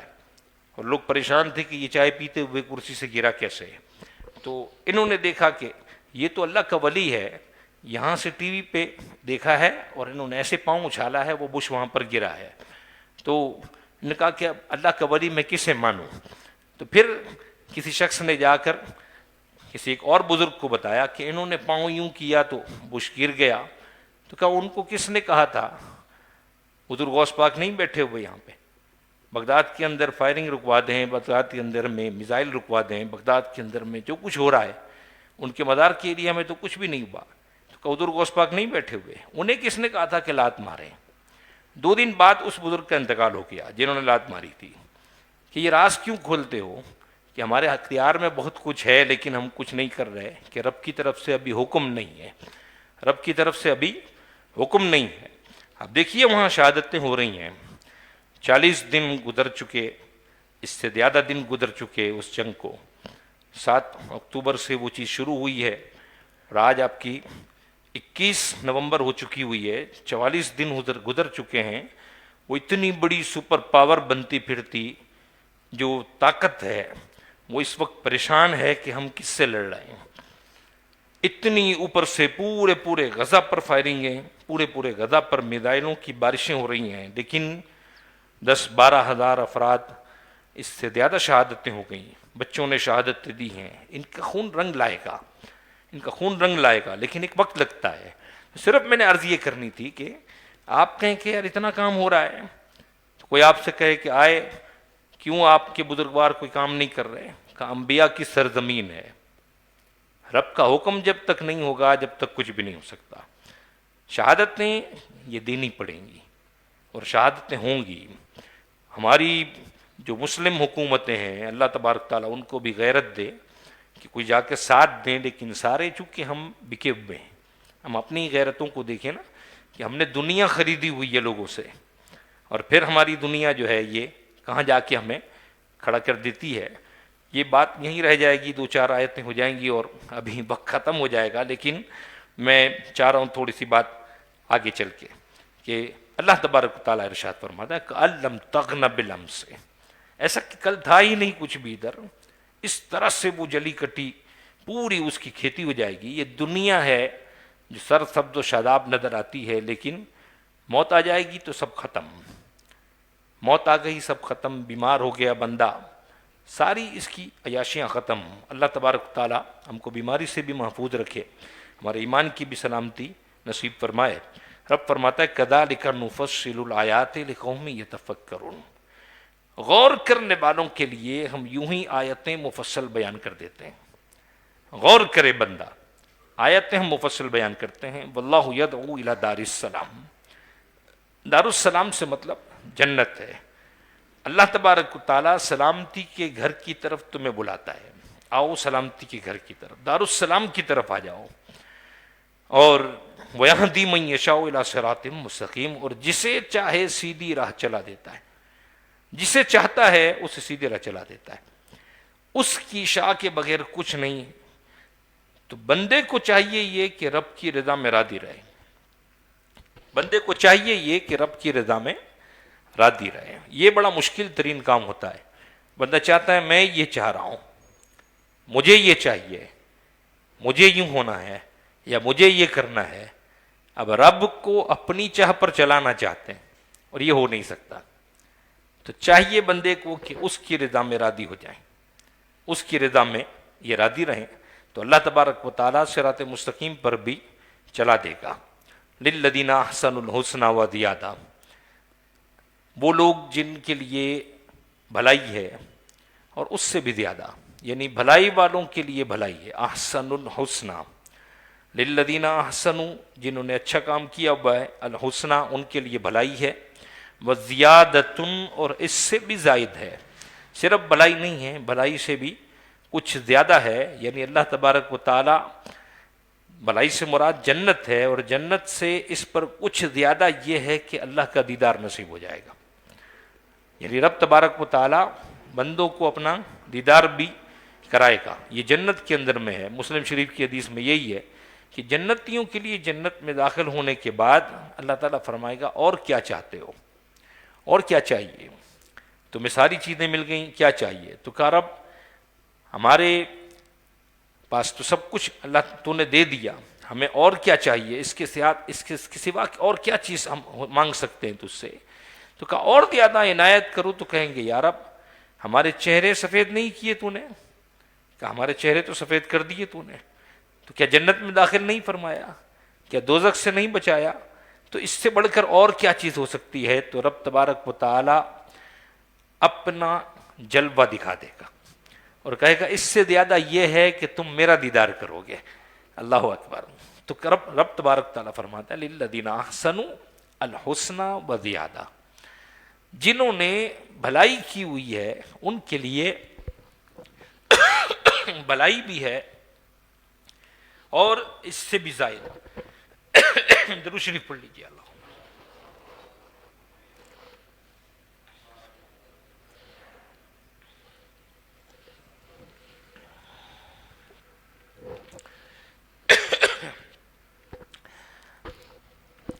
ولا يرهق وجوههم قتر ولا ذلة اور ان کے منہ پر نہ سیاہی چڑھے گی نہ خواری ہوگی، کیونکہ یہ سیاہی اور خواری جو ہے نا یہ کافروں کا نصیب ہے۔ سیاہی چڑھنا اور ذلت ملنا، یہ دونوں چیزیں جو ہیں یہ کافروں کے نصیب کی ہیں۔ تو جو مسلمان ہوں گے، جو اہل جنت ہوں گے، ان پر نہ کبھی سیاہی چڑھے گی اور نہ کبھی خواری ہوگی۔ اولئک اصحاب الجنت، وہی جنت والے ہیں، ہم فیہا خالدون، وہ اس کے اندر ہمیشہ رہیں گے۔ جب اللہ تعالیٰ ایک بات ارشاد فرماتا ہے تو اس کے مقابل والوں کی بھی بات ارشاد فرماتا ہے، والذین کسبوا السیئات، اور جنہوں نے برائیاں کمائی ہیں، جنہوں نے برائیاں کمائی ہیں تو کہا برائی کا بدلہ پھر برا ہوتا ہے، جزاء سیئۃ بمثلھا۔ ایک تفسیر اس کی یہ کی گئی ہے کہ جو کام اچھے کرتے ہیں تو اللہ تبارک و تعالی اس کو 1 کے 10 دیتا ہے، 1 کے 10 دیتا ہے، 1 کے 70 دیتا ہے۔ تو للذین احسنوا الحسنى وزیادہ، یہاں معنی یہ بھی کیا گیا ہے کہ چونکہ مقابل میں ایک آیت یوں بھی موجود ہے نا ادھر کہ والذین کسبوا السیئات جزاء سیئۃ بمثلھا، یہاں دیکھیں رب کا کرم پھر کیسا ہے کہ بندہ اگر گناہ کرتا ہے اور بندہ اگر نیکی کرتا ہے، نیکی کرتا ہے تو 1 کے 10 ملتے ہیں، نیکی کرتا ہے 1 کے 70 ملتے ہیں، نیکی کرتا ہے 1 کے 700 ہو جاتے ہیں، اور اس سے بھی زیادہ اللہ تعالیٰ دینے پر قادر ہے، وہ جیسے چاہے عطا فرمائے۔ تو نیکیوں کی جزا اسی طرح سے ہے، لیکن سیئات کی جزا جو ہے بمثلھا ہے۔ بمثلھا کا مطلب جتنا گناہ کیا اتنی ہی اس کو سزا ملے گی۔ رب تبارک و تعالیٰ عدل فرمانے والا ہے، اگر کسی کو سزا بھی دیتا ہے اس کے گناہ کی تو اسی کی مثل ہے، برائی کا بدلہ اسی جیسا ہے، برائی کا بدلہ اسی جیسا ہے۔ نیکی کا بدلہ 1 کا 10، 1 کا 70، 1 کا 700، 1 کا 7000، رب چاہے تو اس سے زیادہ جیسے چاہے وہ عطا فرمائے۔ لیکن گناہ کرتا ہے تو فرمایا کہ سیئات کی جزا بمثلھا ہے، برائی کا بدلہ اسی جیسا ہے۔ وترہقہم ذلہ، اور ان پر ذلت چڑھے گی، ما لہم من اللہ من عاصم، انہیں اللہ سے بچانے والا کوئی نہیں ہوگا، انہیں اللہ سے بچانے والا کوئی نہیں ہوگا۔ کأنما اغشیت وجوہہم قطعا من اللیل مظلما، اب گویا کہ ان کے چہروں پر اندھیری رات کے ٹکڑے چڑھا دیے ہیں، اندھیری رات کے ٹکڑے یعنی ان کی روح سیاہی، اس کا حال یہ ہوگا کہ گویا ان پر اندھیری رات کے ٹکڑے چڑھا دیے گئے، اتنی سیاہی، اتنی سیاہی، اللہ محفوظ رکھے ہم سب کو۔ کأنما اغشیت وجوہہم قطعا من اللیل مظلما، گویا کہ ان کے چہروں پر اندھیری رات کے ٹکڑے چڑھا دیے ہیں۔ اولئک اصحاب النار، وہ جہنم والے ہیں، دوزخ والے ہیں، ہم فیہا خالدون، وہ اس کے اندر میں رہیں گے۔ گویا کافر جو ہے یہ جہنم سے باہر نہیں آئے گا، مومن جو ہے یہ جنت سے باہر نہیں آئے گا۔ ایک مرتبہ جنت میں چلا گیا تو چلا گیا، لیکن اگر اس سے پہلے سزا کا بھگتنی پڑ گئی، اللہ نہ کرے، حضور کی شفاعت سے اللہ بخشتے، اپنے فضل سے اللہ بخشتے، ہم کو بے حساب بغیر کسی حساب کے مولا جنت میں داخل فرما دے، یہ دعا کرتے ہیں۔ اور وَيَوْمَ نَحْشُرُهُمْ جَمِيعًا، اور جس دن ہم سب کو اٹھائیں گے ایک ساتھ، ٹھیک ہے، ساروں کو جمع کریں گے، موقف حساب میں جمع کریں گے، حشر کا دن ہوگا، نحشرهم جميعا ثم نقول، پھر ہم کہیں گے للذین اشرکوا، جن لوگوں نے شرک کیا ہے ان سے، یعنی مشرکوں سے ہم فرمائیں گے، کیا کہیں گے؟ مکانکم انتم وشرکاؤکم، مکانکم، کیا فرمائیں گے؟ اپنی جگہ رہو، تم اپنی جگہ رہو، انتم وشرکاؤکم،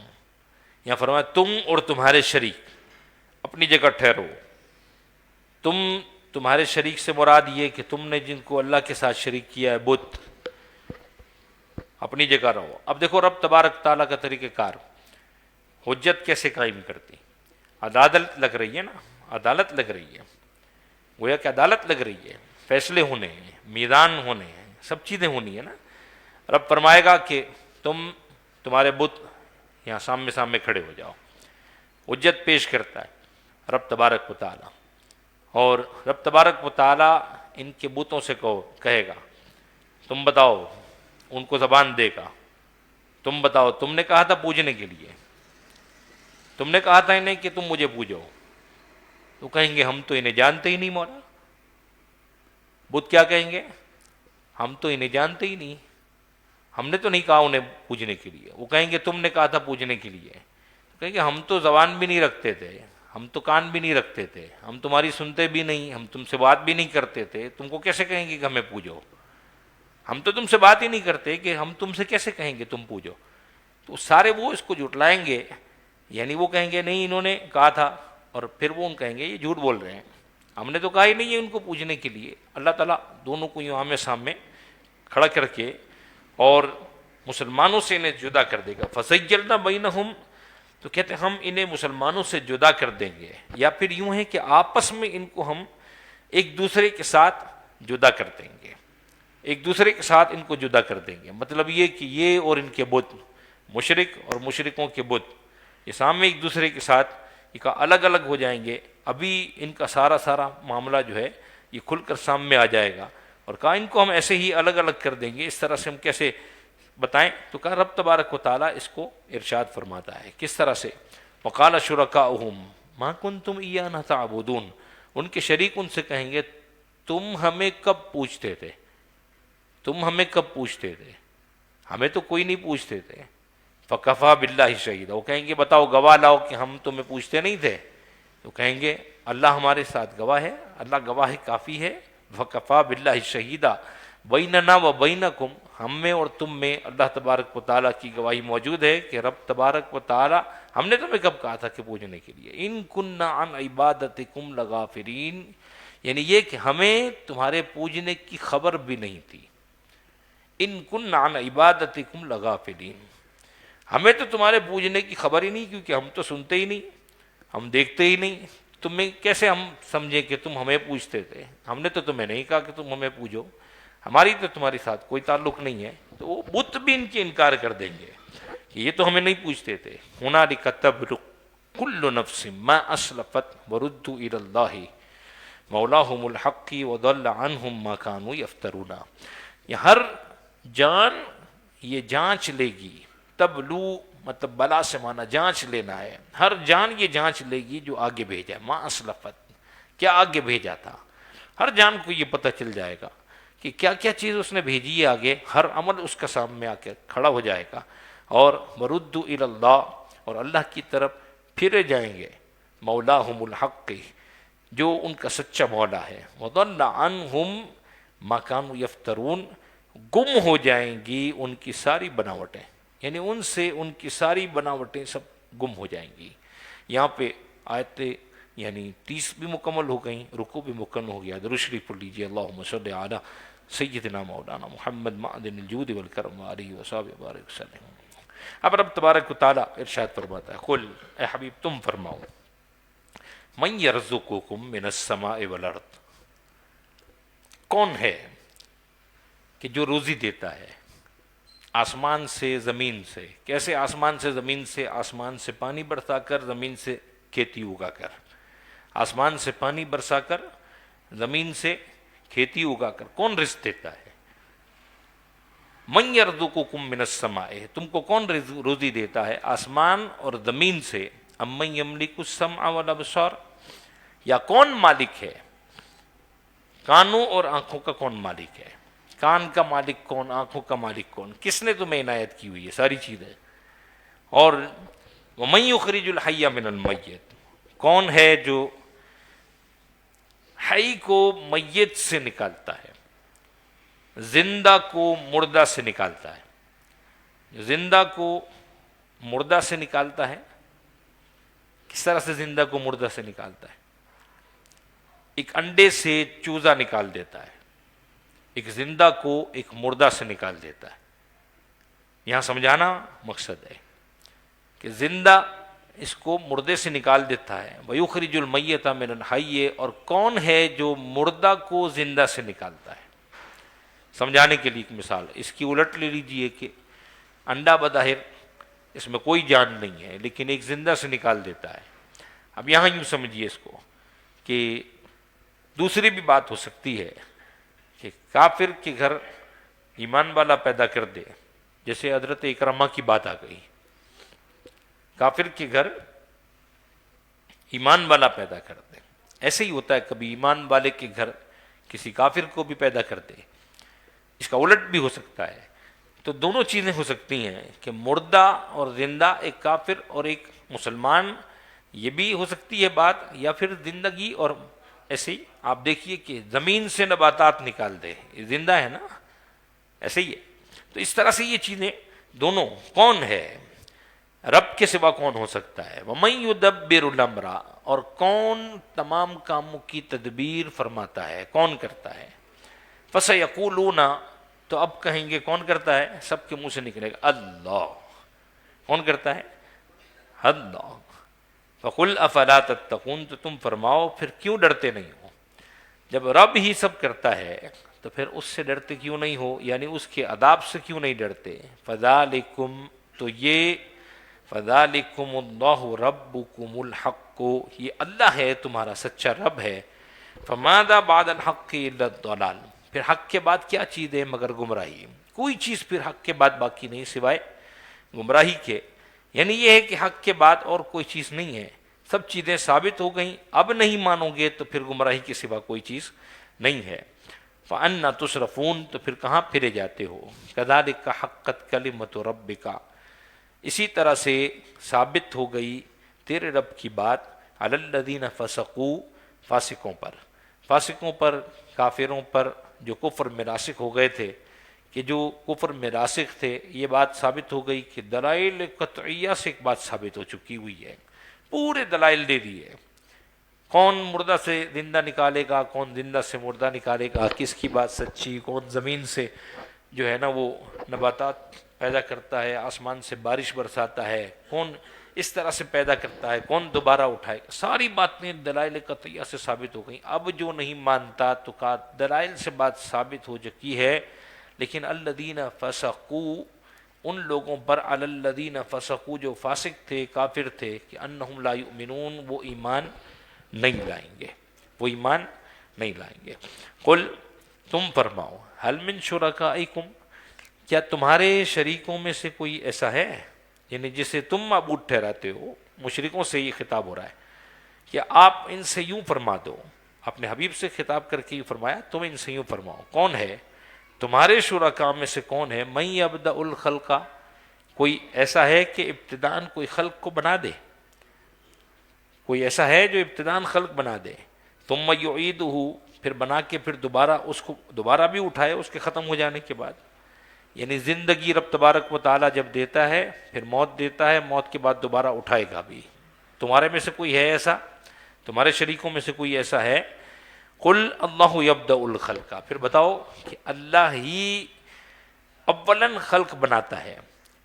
ثم یعیدہ، یعنی پھر فنا کے بعد دوبارہ بھی بنا دے گا، فأنا تؤفکون، تو پھر اوندے کہاں چلے جاتے ہو، تمہارا پھرنا یہ کیسا ہے؟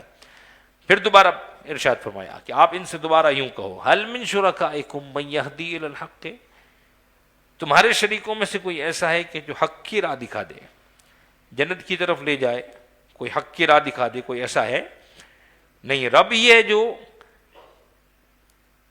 انبیاء کو بھیجتا ہے، رب ہی ہے جو اولیاء کو بھیجتا ہے راہ حق دکھانے کے لیے، تو کہا اور کون ہے؟ کوئی بھی نہیں ہے۔ کہا قل هل من شرکائکم من یہدی الی الحق، پھر تم فرماؤ کہ قل اللہ یہدی للحق، اللہ تبارک و تعالیٰ ہی حق کی راہ دکھاتا ہے، افمن یہدی الی الحق احق، تو کیا جو حق کی راہ دکھاتا ہے وہ زیادہ حقدار ہے کہ اس کے حکم کی پابندی کی جائے، ان یتبع امن لا یہدی الا ان یہدی، یا پھر وہ شخص یا وہ ذات کہ جو خود ہی راہ نہ پاتی ہو جب تک کہ راہ نہ دکھائی جائے، مطلب ان کے بتوں کو اٹھا کے لے جانا پڑتا ہے نا، تو جو اپنی راہ خود نہیں پاتی اسے اٹھا کے لے جانا پڑتا ہے کہ یہاں چل وہاں چل، فلاں چیز ہو رہی ہے، یہ چیز ہو رہی ہے، ایسے تو یہ اس کو اٹھا کے لے جانا پڑے، وہ آپ کی عبادت کے لائق ہے یا اتباع کے لائق ہے؟ یا پھر وہ جو حق کی راہ دکھاتا بھی ہے، حق کی راہ کے لیے انبیاء بھی بھیجتا ہے، اولیاء بھی بھیجتا ہے، اور اس کے بعد پھر تمہیں حق کی راہ دکھاتا ہے، کس کی اتباع کرنی چاہیے؟ مانا یہ ہوا کہ اللہ ہی کی اتباع ہوگی، اللہ تبارک و تعالیٰ ہی جو حکم فرمائے وہی بات مانی جائے گی۔ فما لکم کیف تحکمون، تو تمہیں کیا ہوا ہے، کیسا حکم لگاتے ہو؟ وما یتبع اکثرهم الا ظنا، ان میں اکثر جو ہے وہ گمان پر چل رہے ہوتے ہیں،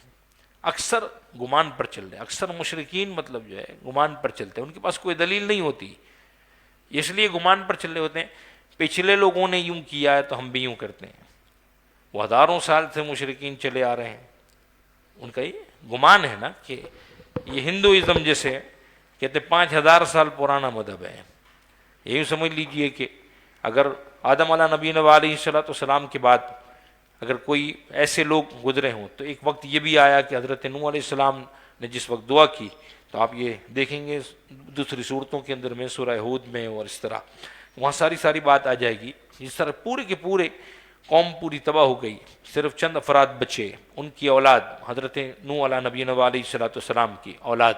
پھر وہاں سے لوگوں نے اس کے اندر میں جو لوگ پیدا ہوئے تو پھر ان کے اندر بت پرستی کی ایک ایجاد شروع ہو گئی کہ انہوں نے تصویریں بنائی، انہوں نے بت بنائے ان کے، اور پھر ان کو آہستہ آہستہ ایک تعظیم کی نگاہ سے دیکھتے دیکھتے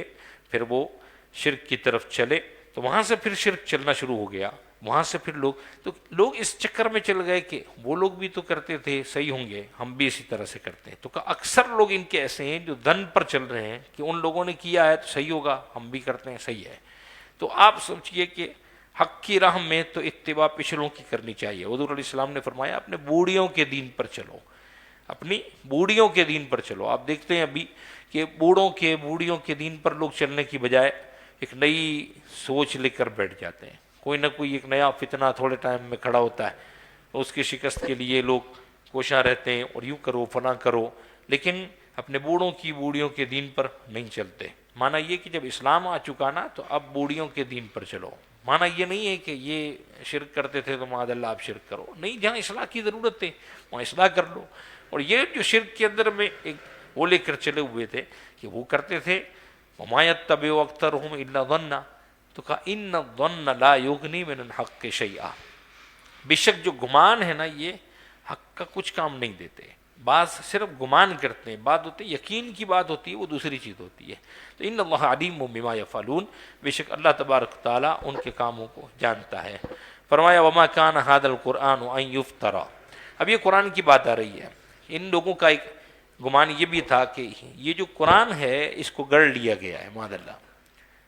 یہ حضور علیہ السلام کو کبھی جادوگر کہتے، کبھی کاہن کہتے، کبھی کچھ کہتے، کبھی شاعر کہتے، معاذ اللہ۔ تو کہتے وما ہوا بقول شاعر، رب نے اس کا پھر رد فرما دیا کہ یہ قول شاعر نہیں ہے، یہ اللہ کا کلام ہے۔ حضور السلام نے فرمایا دیکھو تمہارے ساتھ میں رہتا ہوں، کسی جگہ پہ میں کسی استاد سے پڑھنے لکھنے نہیں گیا ہوں کہ میں اپنے کلام کروں گا، رب مجھے کلام ارشاد فرماتا ہے، وہ کلام بھیجتا ہے، میں سنا دیتا ہوں۔ اس کلام کی مثل بھی تم نہیں لا سکتے، کلام اللہ کی مثل بھی تمہارے پاس نہیں۔ یہ چیلنج آج تک نہیں، قیامت تک قائم ہے۔ ہم سمجھے 14-15 صدیاں اتنا لوگوں کا کلام کا شوق ہے، لوگ قرآن مجید پر مطلب مختلف قسم کی تحقیقات کرتے آئے، لیکن ایک آیت بھی نہیں بنا سکے، ایک آیت جس کو کہتے ہیں۔ بڑے بڑے شعراء تھے، انہوں نے یہ کلام کی بنانے کی کوشش کی اور پھر اس کے اندر مار کھائی، اپنے ہی لوگوں نے ان کو رد کر دیا کہ یہ کس قسم کی بات کرتے ہو۔ مطلب یہ کہ اللہ تبارک تعالیٰ نے جہاں پر ارشاد فرمایا مختلف آیات مبارکہ جیسے آتی ہیں، تو اس طرح سے پھر انہوں نے کوشش کی الفیل ملفیل وما ادراک ملفیل کا یہ کوئی کلام ہے، کس طرح بناتے ہو بھائی؟ قرآن کے مقابلے میں کلام لے کے آتے ہو، نہیں لا سکتے، ایک آیت بھی نہیں لا سکتے، ایک سورت بھی نہیں لا سکتے۔ یہاں انہوں نے کہا کہ یہ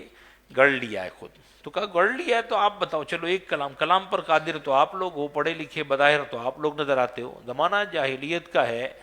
لیکن شعراء بہت بڑے بڑے تھے۔ اب یہ سمجھ لیجیے جاہلیت سے مراد یہ نہیں ہے کہ پڑھائی لکھائی نہیں تھی، پڑھائی لکھائی تھی، رسوم جاہلانہ تھے، مشرکانہ عبادات ان کی تھیں، وہ سب شرک کے اندر مبتلا تھے، ورنہ ان کا ایک فخر یہی تھا کہ وہ شاعری کرتے تھے، جنگ کرتے تھے، بہادری ان کا فخر تھا۔ زمانہ جاہلیت کے اندر میں اور کیا تھا؟ بہادری فخر تھا، عورت اس پر کلام کرنا، اس پر شاعری کرنا، یہ ان کا فخر تھا۔ کلام کے اندر ان کو بڑی مہارت تھی، اسی لیے قرآن نازل ہوا کہ ان کے کلام کو جو ان لوگوں کو غرور ہے اپنا وہ سب ٹوٹ جائے۔ اور آپ یہ دیکھیے کہ کلام مجید جس وقت نازل ہوا ہے اس سے پہلے کعبے کی دیواروں پہ اشعار لکھے جاتے تھے، یہ سبع معلقات پڑھائے جاتے ہیں، اوپر آپ جائیے تو پوچھیے سبع معلقات کیا ہے، آپ کو پتہ چلے گا کہ یہ ان کے اشعار ہیں، امرؤ القیس کے اشعار ہیں، پھر دوسروں کے اشعار ہیں، یہ سارے کعبے کی دیوار پر لگائے جاتے تھے۔ اور کعبے کی دیوار پر جس وقت وہ اشعار لگائے جاتے تھے تو قرآن کی 3 آیتیں سورہ کوثر جس وقت مولا علی رضی اللہ تعالیٰ عنہ نے جا کر لگائی نا، حضور نے فرمایا جا کے لگا دو، تو وہاں یہ ہوتا تھا کہ کمپٹیشن ہوتی تھی کہ جو مقابل میں کلام لے کے آئے گا تو دوسرا جو ہے اپنا کلام اتار کے چلا جائے گا۔ تو اس طرح سے وہاں پر جس وقت 3 آیات سورہ کوثر کی لگی، انا اعطیناک الکوثر فصلی لربک وانحر ان شانئک هو الابتر، یہ 3 آیتیں جو جا کے لگا دی گئیں تو لوگوں نے اپنے کلام اتار لیے کہ اس کے مقابل کا کلام ہمارے پاس موجود نہیں۔ اس طرح سے مطلب یہ کام ہوتے ہیں۔ تو حضور علیہ السلام کو پھر یہ بات کرتے کہ آپ نے گڑھ لیا ہے، تو گڑھ لیا ہے تو تم گڑھ کے دکھاؤ، چیلنج ہے نا، پھر تو چیلنج ہے۔ تو رب تبارک و تعالیٰ نے یہ بات ارشاد فرمائی، وما کان ھذا القرآن ان یفتری من دون اللہ، اور اس قرآن کی یہ شان نہیں ہے کہ کوئی اسے اپنی طرف سے بنا لے، بغیر اللہ کے اتارے ہوئے قرآن کی یہ شان نہیں ہے کوئی اپنی طرف سے بنا لے، ولیکن تصدیق الذی، بلکہ یہ تو تصدیق ہے، کیا؟ تصدیق کرنے والی کتاب ہے، یہ کتاب تصدیق کرنے والی ہے، کس کی؟ الذی بین یدیہ، جو تمہارے سامنے موجود ہے نا، اگلی کتابوں کی تصدیق کرنے والی ہے، اور تفصیل الکتاب ہے، وتفصیل الکتاب لا ریب فیہ من رب العالمین، اور جو کچھ بھی لوح میں لکھا ہوا ہے اس کی تفصیل ہے، جو کچھ بھی لوح میں لکھا ہوا ہے، تفصیل الکتاب یعنی اس کتاب کی تفصیل، جو لوح میں جو کچھ لکھا ہوا ہے سب کی تفصیل ہے، لا ریب فیہ من رب العالمین، اس میں کوئی شک کی گنجائش ہی نہیں ہے کہ یہ پروردگار کی طرف سے آئی ہوئی ہے کتاب، من رب العالمین ہے۔ ام یقولون افطرہ، یا یہ کیا کہتے ہیں کہ انہوں نے یہ کہا کہ اسے بنا لیا ہے تم نے، تو کہا جب یہ کہتے ہیں نا کہ بنا لیا ہے تو قل، آپ ان سے فرماؤ، فأتوا بسورۃ مثلہ، ایسی ایک سورت لے کے آ جاؤ، ایک سورت، سب سے چھوٹی سورت انا اعطیناک الکوثر ہے نا قرآن مجید میں، سائز کے اعتبار سے، آیات کے اعتبار سے، الفاظ کے اعتبار سے سب سے چھوٹی سورت مبارکہ یوں، ورنہ صورتیں بڑی ہی ہوتی ہیں، ہاں یہ چھوٹی سے مراد یہ نہ سمجھیے گا معاذ اللہ کوئی درجے میں کم تر ہے، نہیں، درجے میں بہت بلند ہی ہے، قرآن ہے، پورا کلام جو ہے نا رب کا یہ پورا بہت اعلیٰ ہے، یعنی اس کے کلام میں کوئی آپ یوں نہیں کر سکتے کہ یہ حصہ اس سے بڑھتر ہے، نہیں، ثواب کے اعتبار سے حضور نے ارشاد فرما دیا، وہ ایک الگ بات ہے کہ آپ 3 سورہ اخلاص پڑھے، رب کی توحید کا بیان ہے، تو آپ اس کو یوں کر سکتے ہیں کہ رب کا کلام آپ نے پڑھا تو گویا کہ آپ نے قرآن پڑھا، 3 مرتبہ سورہ اخلاص پڑھی، 1 مرتبہ الحمد شریف پڑھی، آپ نے پورا قرآن پڑھا۔ تو یہاں یہ فضائل ہونا اور چیز ہوتی ہے، رب کے کلام کی برتری آپس میں ایک دوسرے سے نہیں کی جاتی ہے، یہ دھیان رکھیے گا، یہ ہمارے عقائد میں یہ بات ہے۔ تو ایک صورت تو لے آؤ اس کی مثل میں، ودعو، اور دعوت بھی تم دے دو ان کو، کس کو؟ کہ من استطعتم من دون اللہ ان کنتم صادقین، اگر تم سچے ہو تو اللہ کے سوا کسی، جتنے کو تم چاہتے ہو سب کو جمع کر لو کہ سب مل کر ہم بنا لیں، سارے مل کے سر جوڑ کے بیٹھ جائیں، قرآن کی ایک سورت کی مثل نہیں بنا سکتے، سورت کی مثل نہیں بنا سکتے، بل کذبوا بما لم یحیطوا بعلمہ، بلکہ اسے جھٹلایا جس کے علم پر قابو نہیں پایا، یہ اسے جھٹلایا جس کے علم پر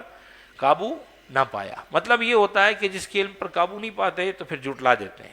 کچھ نہیں کر سکتے تو بولا نہیں صحیح نہیں ہے، یہ انہوں نے گڑھ لیا ہے، انہوں نے یوں کر لیا، یہ صحیح نہیں ہے، تو مطلب کہ جب کام آپ سے نہیں ہو سکتا نا مقابل میں، ارے یار یہ چیزیں صحیح نہیں ہے،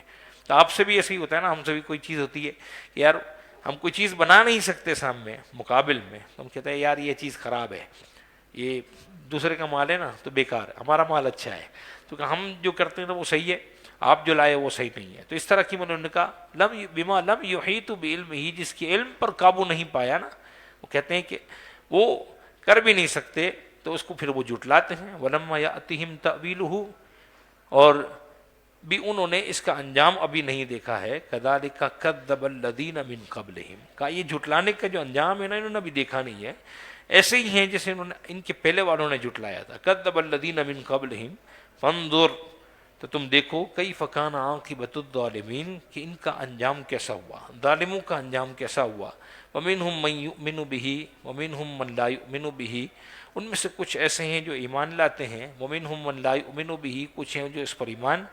نہیں لاتے. وَرَبُّكَ أَعْلَمُ بِالْمُفْسِدِينَ، اور تمہارا رب فساد کرنے والوں کو خوب جانتا ہے. دوسری پڑھ لیجیے، ایک اور رکوع مکمل ہو گیا. الحمدللہ. اللہم صلی علی سیدنا مولانا محمد معدن الجود والکرم وآلہ وصحبہ وبارک وسلم. صلی علیہ الصلاۃ والسلام علیکہ یا رسول اللہ. کوشش کرتے ہیں 3 4 5 آیتیں، ورنہ ابھی یہ رکوع بڑا طویل ہے، اور ظاہر ہے میں نے آیات تو اس کے اندر میں 8 ہی ہیں یا 9، 40 کے بعد 53 تک، نہیں 13 آیتیں ہیں تقریباً. تو ہم اسے کرتے ہیں کہ 4 5 آیتیں اور یہ کرتے ہیں تاکہ اپنے وقت کے اندر ہم مکمل کر سکیں اس کو. وَإِن كَذَّبُوكَ فَقُلْ لِي عَمَلِي وَلَكُمْ عَمَلُكُمْ،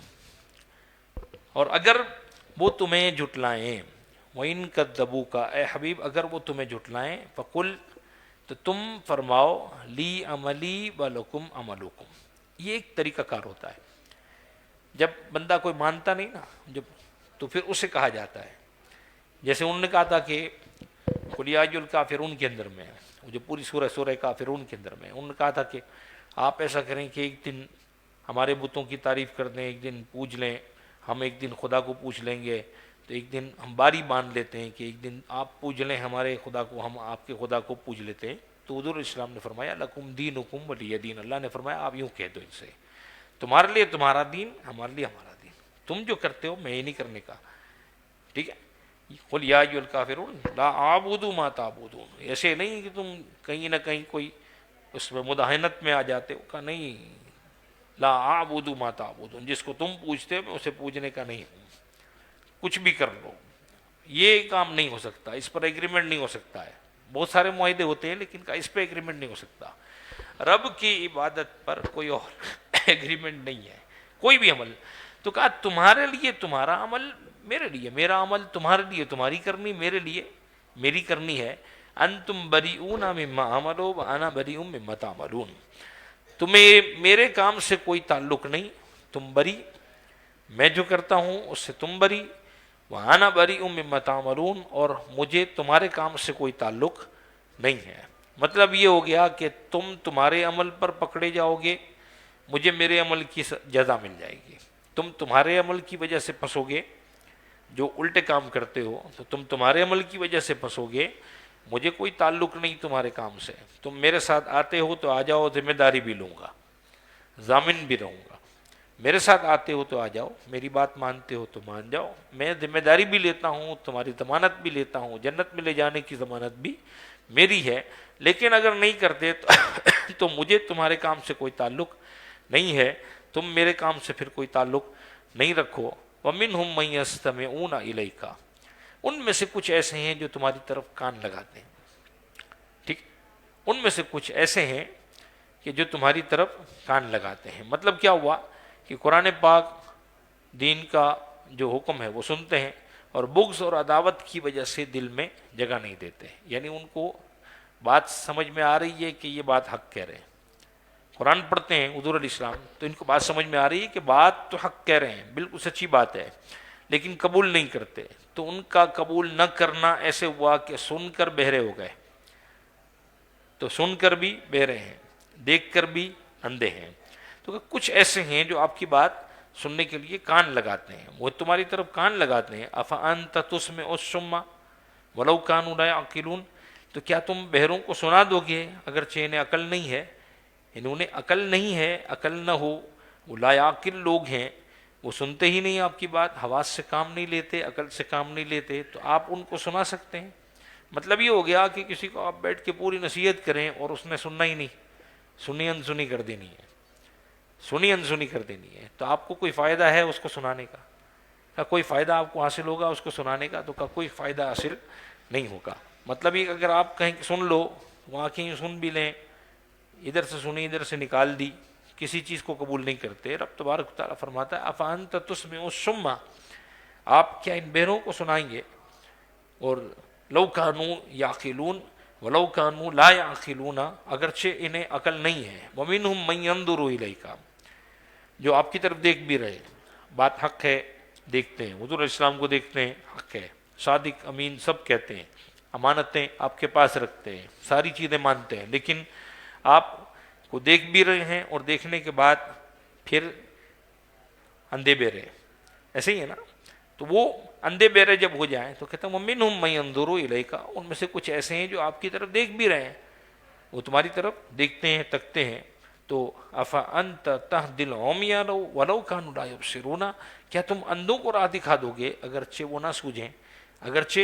وہ نہ سوجھیں یعنی ان کو کچھ دکھائی نہیں دے رہا، وہ دیکھتے ہوئے اندھے ہیں، حق کو دیکھتے ہوئے اندھے ہیں، حق کو سنتے ہوئے بہرے ہیں، تو کہا کہ ان کو آپ سناونا نہیں سکتے۔ اس کا مطلب یہ نہیں کہ حضور کو طاقت نہیں ہے، مطلب یہ ہے کہ ان کے اندر صلاحیت نہیں ہے کہ یہ اس کو قبول کر لیں، اور ان کے اندر میں کفر جب بھرا ہوا ہے تو پھر اس کو قبول کرنے کی طاقت ان کے اندر میں نہیں آتی ہے۔ ان اللہ لا یظلم الناس شیئا، اللہ تبارک و تعالیٰ بے شک لوگوں پر کوئی ظلم نہیں کرتا ہے، وَلَكِنَّ النَّاسَ أَنفُسَهُمْ يَظْلِمُونَ، آپ کہیں اللہ ظلم کرتا ہے، تو کہا نہیں، تم خود اپنی جانوں پر ظلم کرتے ہو، اپنی جانوں پر تم ظلم کرتے ہو۔ وَيَوْمَ يَحْشُرُهُمْ كَأَن لَّمْ يَلْبَثُوا إِلَّا سَاعَةً، بس یہ آیت ہم پڑھتے ہیں یہاں سے ہم پھر روک دیں گے یہاں سے۔ وَيَوْمَ يَحْشُرُهُمْ كَأَن لَّمْ يَلْبَثُوا إِلَّا سَاعَةً مِّنَ النَّهَارِ، اور جس دن ہم انہیں اٹھائیں گے، وَيَوْمَ يَحْشُرُهُمْ، اور جس دن اللہ تبارک تعالیٰ انہیں اٹھائے گا، یعنی قبروں سے اٹھائے گا موقف حساب میں حاضر کرنے کے لیے، تو اس روز کی ایک ہیبت ہوگی، ایک وحشت ہوگی، یہ حال ہو جائے گا ان کا کہ وہ دنیا میں رہنے کی مدت کو بہت تھوڑا سمجھیں گے، ان کو سمجھ آ جائے گی کہ ہم 80 سال جیے، 100 سال جیے، اتنا ہی نا، بس اتنی۔ آپ دیکھیں کہ ایوریج عمر جس کو کہا جاتا ہے، اس امت کی جو ایوریج عمر ہے وہ 63-65 سال۔ ابھی تو اور بھی آپ دیکھتے ہیں کہ نوجوانوں کی موتیں بھی، ابھی اور دیکھتے ہیں کہ بچوں کی موتیں بھی، سب چیزیں ہو رہی ہیں۔ بندے کو ایک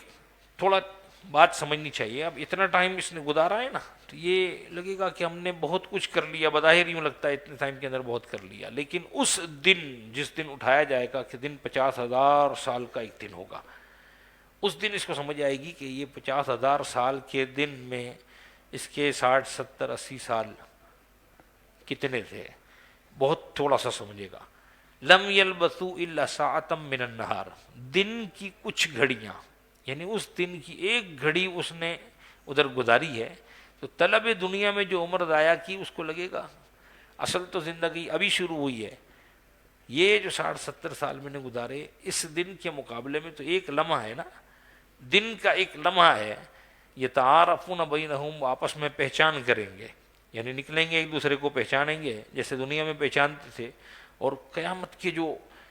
دہشتناک حالات ہوں گے نا، اس کو مناظر کو دیکھ کر پھر یہ کہیں گے، کبھی بھول جائیں گے، کبھی پہچانیں گے، کبھی ایک دوسرے کو جانیں گے، کبھی پھر بھول جائیں گے، ان کی حالت ہو جائے گی۔ یتعارفون بینہم قد خسر الذین کذبوا بلقاء اللہ وما کانوا مہتدین، کہ پورے گھاٹے میں رہے وہ، قد خسر الذین کذبوا بلقاء اللہ، اللہ کی ملاقات کو انہوں نے جھٹلا دیا تھا، اور وما کانوا مہتدین، اور ہدایت پر وہ نہیں تھے، اور ہدایت پر ہوتے تو ہدایت انہیں گھاٹے سے بچا لیتی، لیکن انہوں نے اپنی زندگی کو ایسے ہی گزار دیا، اور تھوڑا سا ایک وقت گزارا ہے، بظاہر ایسا لگتا ہے وہاں کے وقت کے مقابلے میں کہ اصل تو زندگی یہ تھی، اصل ہدایت میں مان جاتا تو یہاں کی زندگی میری اچھی ہو جاتی، لیکن یہاں کی زندگی انہوں نے اچھی نہیں کی۔ الحمدللہ 45 آیتیں ہم نے مکمل کر لی ہیں، اور وقت ظاہر ہے کہ ہمارا یہ پورا ہو گیا، اور ظاہر ہے کہ قرآن یہ ایک تشنگی باقی ہی رہے گی۔ اب جب پڑھیں گے، اس صورت کو پڑھیں گے، اس آیت کو پڑھیں گے، ہر چیز کو، اس کے اندر ہمیں بہت ساری باتیں ہوتی ہیں۔ میں نے ابھی عقائد کی کچھ باتیں اس کے اندر میں ابھی گفتگو نہیں کی کہ کون سی چیز کیا اس کے اندر میں اور مطلب ہمارے عقائد سے کیا تعلق چیزیں رکھتی ہیں، کیونکہ صرف کرتے تو ہم شاید ایک گفتگو پر ایک آیت پر ہم پورے ایک موضوع کو گھیرتے، 1-1.5 گھنٹے تک گفتگو کو ہم پھیلاتے، لیکن ظاہر ہے کہ ہمیں درس قرآن میں 4 مہینے میں تقریباً جو بھی کم و بیش 4 مہینے 4.5 مہینے میں قرآن مجید پورا ختم کرنا ہوتا ہے۔ وہ کہیں گے وہ مختار بھائی آئے تو ایک ہی آیت پر تقریر کر کے چلے گئے خالی، تو قرآن مجید کا درس ہے الحمدللہ آپ لوگ سنتے ہیں، اللہ تبارک تعالیٰ محبت کے ساتھ سننا نصیب فرمائے، آپ کا سننا ہمارا پڑھنا قبول فرمائے، اللہ تبارک تعالیٰ پڑھتے رہنے کی توفیق عطا فرمائے۔ قرآن کے جو اسرار ہیں، قرآن کی جو محبت ہے مولا اسی میں ہمیں زندہ رکھ، جو اسرار ہیں ہم پر کھول دے، اللہ تبارک تعالیٰ ہدایت کی طرف رکھ، ہمیشہ ہدایت کی طرف رکھ اور صراط مستقیم پر گامزن رکھ، حضور علیہ السلام سے محبت اس کے ساتھ ہمیں گامزن رکھ اور حضور علیہ السلام کی محبت میں زندہ رکھ، اسی پہ ہمیں موت نصیب فرما۔ اور جو ہماری گھر کی خواتین تشریف لاتی ہیں، جو ہمارے بزرگ حضرات تشریف لاتے ہیں، نوجوان آتے ہیں، بچے آتے ہیں، اللہ تبارک تعالیٰ سب کے علم میں، عمل میں، عمر میں برکت دے اور سب کو اچھا ستھرا رزق عطا فرمائے، ایمان کی سلامتی نصیب فرمائے۔ فلسطین کے مسلمانوں کے لیے خصوصی دعا کیجیے، اللہ تبارک تعالیٰ ان کی مدد فرما، اللہ تبارک تعالیٰ ان کے حق میں جو بھی ہے مولا ہماری آزمائش ہے ہم جانتے ہیں، ہمارے حکمرانوں کی آزمائش ہے ہم جانتے ہیں، مولا تبارک تعالیٰ مسلمان ملکوں کے جو حکمراں ہیں وہ کچھ کلام نہیں کر رہے، یہ سب کی آزمائش ہے،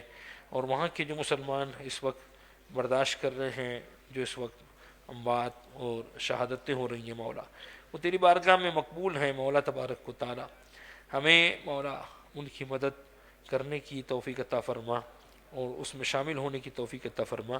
جذبہ جہاد عطا فرما، اللہ تبارک تعالیٰ حضور علیہ السلام کی بدر والی رات کا اور اس دعا کا صدقہ مولا تبارک تعالیٰ وہ تیرے اس گھر کی جو مسجد اقصیٰ ہے اس کی حفاظت کے لیے وہ لڑ رہے ہیں، اخلاص کے ساتھ جو لڑ رہے ہیں مولا تبارک تعالیٰ ان کے درجات کو بلند فرما، ان پر اے اللہ حضور علیہ السلام کی اس رات کا صدقہ مولا فرشتے نازل فرما کہ مولا تبارک تعالیٰ اگر ہم دیکھتے ہیں کہ جو زندہ ہیں تو وہ لوگ زندہ ہیں، شہادت کے بعد وہ زندہ ہیں اور غزوے میں لڑ کر بھی وہ زندہ ہیں، مولا تبارک و تعالیٰ ان کی مدد فرما، فرشتوں کے ذریعے ان کی مدد فرما۔ حضرت امام حسین رضی اللہ تعالیٰ عنہ کی کربلا والی رات کا صدقہ، کربلا والی دعا کا صدقہ مولا تبارک تعالیٰ ان کی مدد فرما، وہ شہادتوں کے بعد بھی مولا تبارک تعالیٰ وہ جیتے ہوئے ہیں ہم جانتے ہیں، اے اللہ تو کرم فرما دے مولا، یہود و نصارہ کو خائب و خاسر کر، اے اللہ ان کے اے اللہ تبارک تعالیٰ عزائم خاک میں ملا دے مولا تبارک و تعالیٰ، ان کے ہتھیاروں کو ناکارہ کر، اور ہم دعا کرتے ہیں اللہم قہر اعدائی وشتت شملہم وفرق جمعہم ومزق دیارہم وقلب تدبیرہم وخرب بنیانہم وقصر اعمارہم وکسر اعظامہم وکسر ظہورہم وزلزل اقدامہم وشغلہم بابدانہم وخذہم اخذ عزیز مقتدر یا قاہر یا قاہر یا قاہر یا قاہر یا قاہر یا قاہر وصلی اللہ تعالی علی خیر خلقہ سیدنا محمد وآلہ واصحابہ اجمعین برحمتک یا ارحم الراحمین۔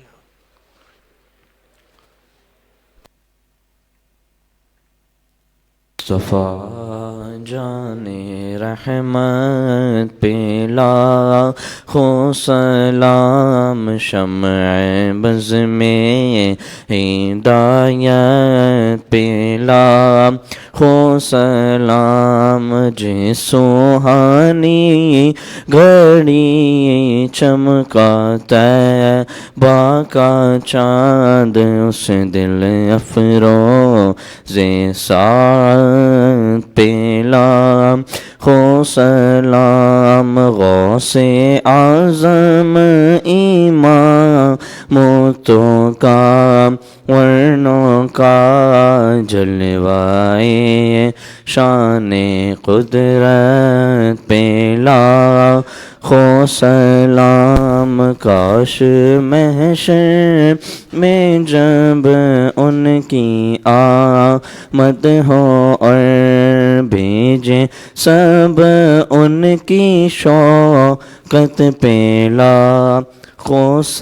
نام مجھ سے خدمت کے قدسی کہے ہاں رضا مجھ سے خدمت کے قدسی کہے ہاں رضا مصطفیٰ جان رحمت پلا خو سلام شمع بز میں ہدایت پلا خو سلام صلی اللہ تعالی علی خیر خلقہ سیدنا و مولانا محمد و آلہ و اصحابہ اجمعین برحمتک یا ارحم الراحمین.